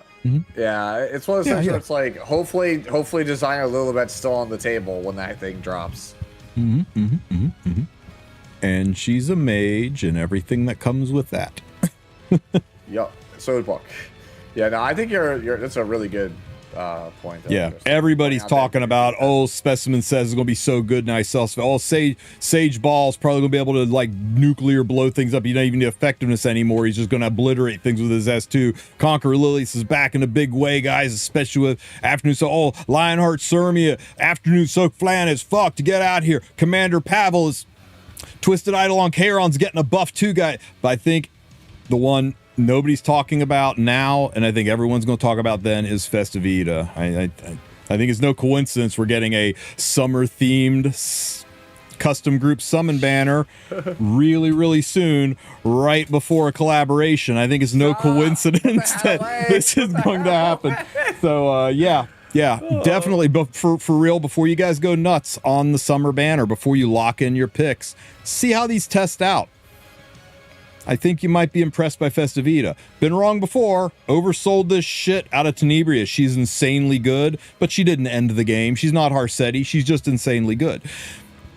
We'll have to see how Festivita tests out. You could be 100% right, and we still don't see her in the E7WC, but that's not no fault to you. That's just the players may have not had enough time to test it out fully, and with that much money on the line, the title, right? They might want to stick to the comfort. That's a really good point. A little bit, so just don't be afraid or don't be worried, guys. If you see some of these not get picked, they might be insane, but sometimes it's better to stick to your comfort drafts than try something a little risky, especially you don't have a lot of reps with the new playstyle. I've said it many times. You don't buy a brand new pair of shoes for the day of the race. So I get it. I get it. Well, guys, that's all I got. Is there anything you guys want to promote or talk about before we wrap things up? Wonderful. Don't go at once, man. You gave the show a shout. It's going to be a good time this weekend, guys. Just double checking the date. Yeah, it's going to be this weekend, usual time, E7WC. They're going to do the group draws, and we're going to have a show match. And, let's have a good time. Hell yeah. Is it Friday night or Saturday? Friday. It would be Saturday if you're Asia or Europe, and Friday night, our time in America. Cool. What time West Coast? What time PST? 8 p.m. I think 8 p.m. 11 p.m. Eastern, 8 p.m. Pacific. So that's what, 3 a.m. UTC, if I'm not mistaken. Don't trust Valky, by the way. Not to throw my boy under the bus. That's my partner in crime. But this guy's gotten the hours wrong whenever the Korean casters give us the time. He gets 1 hour off every time. And don't trust him on if he gives you a time zone. Jinshi, it should be August 16th is the second part of the anniversary, so a couple weeks yet. Hino heard us talking about end of stream, so he just rolled in with a raid. Welcome, Hino. Thank you for the raid, buddy. Hino's still my king, bro. Like He's like, I gotta raid Tristen before he raids me and makes me stay up later. That's how you do it. Yes, sir. Okay, guys, make sure you click on the links in the titles of today's stream. You go check out Valky. That's not you. Scroll. Valky. Valky, Legend RTA Guides. Check this guy out. You want to learn more about RTA, you want to learn more about winning World Cup, winning in World Arena, you want to understand what's going on in World Cup, check out his series, check out his videos. Make life a lot easier on you. And Car, you're in here too somewhere, right? Let's see. Car. Maybe don't pull it up on maybe not the YouTube one on maybe not the YouTube one. You got there's chat. Hey, you know what, man? I enjoy me some Etheria too. I'm gonna be streaming it tomorrow. You gotta wish me some luck, man. I do not have enough to pity this girl, but god damn, I want her because she looks busted. So make sure you guys are giving Car_6 a follow as well. And as always, if you want to learn anything about Epic 7, join I'm_Sue. Make sure you're checking out his channel. Let me just pull it up here. I'm_Mr. Sue. Look at this. Look at this. Look at this. Right here. Where is it? Wait, where is it? Hang on. Check this. got Check my- out the it's got first my video line. in his channel. Get your Harsetti skin. He's right here just showing you how to do it. Make sure you give this guy a follow. One of the best streamers out there and content creators out there for giving you a deep dive explanation on how things work in this game, how the units tick, how their skills work, how the gear goes on them. Make sure you give him a follow, especially if you're relatively new, trying to break into that mid to late game. Insane resource. So give all three of these guys a follow, give them a sub. Life hack, yeah, RTA life hacks. That's what you get from these guys. RTA life hacks. Yeah. All right. If you're a fighting game fan, Evo is this weekend. I'll be doing a watch party all weekend long in my Discord, so feel free to jump in, come watch it with us. It'll be a good time.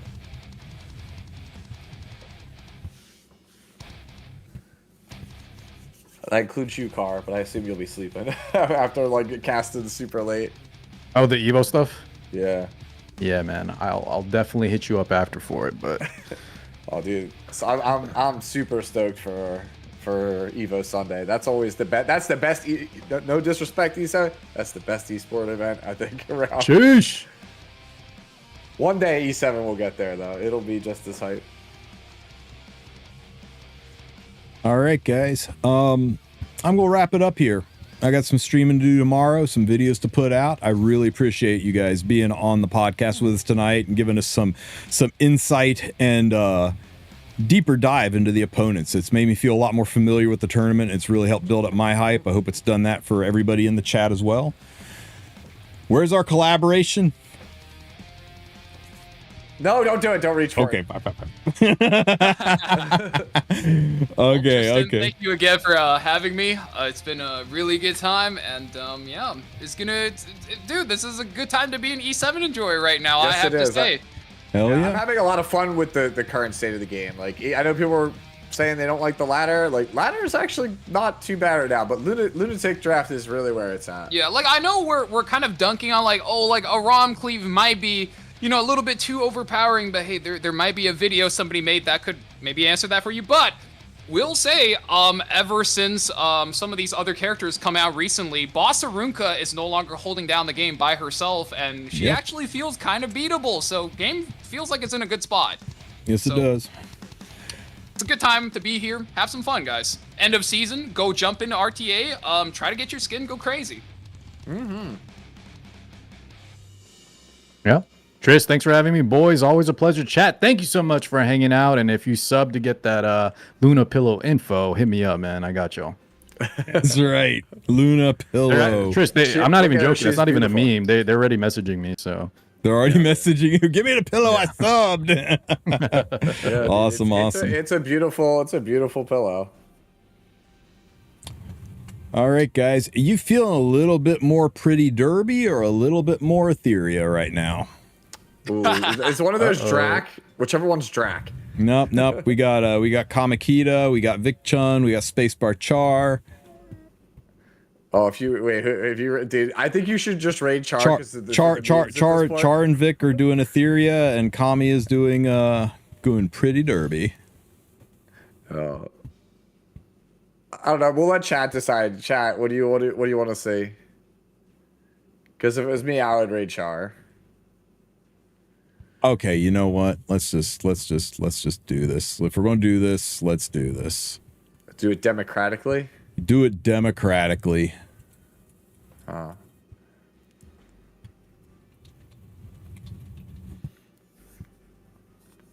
30 seconds, because I'm tired. Get your votes in, Twitch. We're gonna let you guys direct the votes.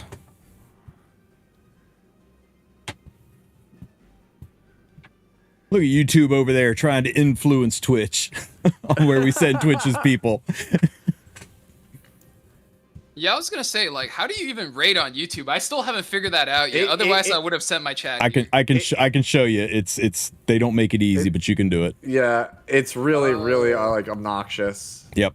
It's a multi-step process, and you feel like a dumbass being like, hang on, I gotta click this button. Just hang in there, guys. So don't go anywhere. Okay, we're almost yeah, but you can do it. Yeah. I'll show you if you want. But they don't make it intuitive. This is just making me think of that video that Boger had the other day where he was just like, why is YouTube's like rating and chat system so bad compared to other platforms.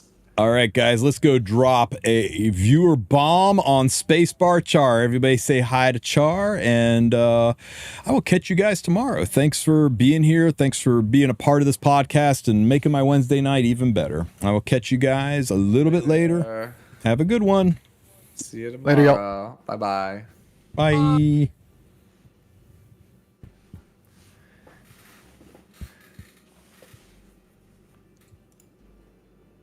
Okay, hang on.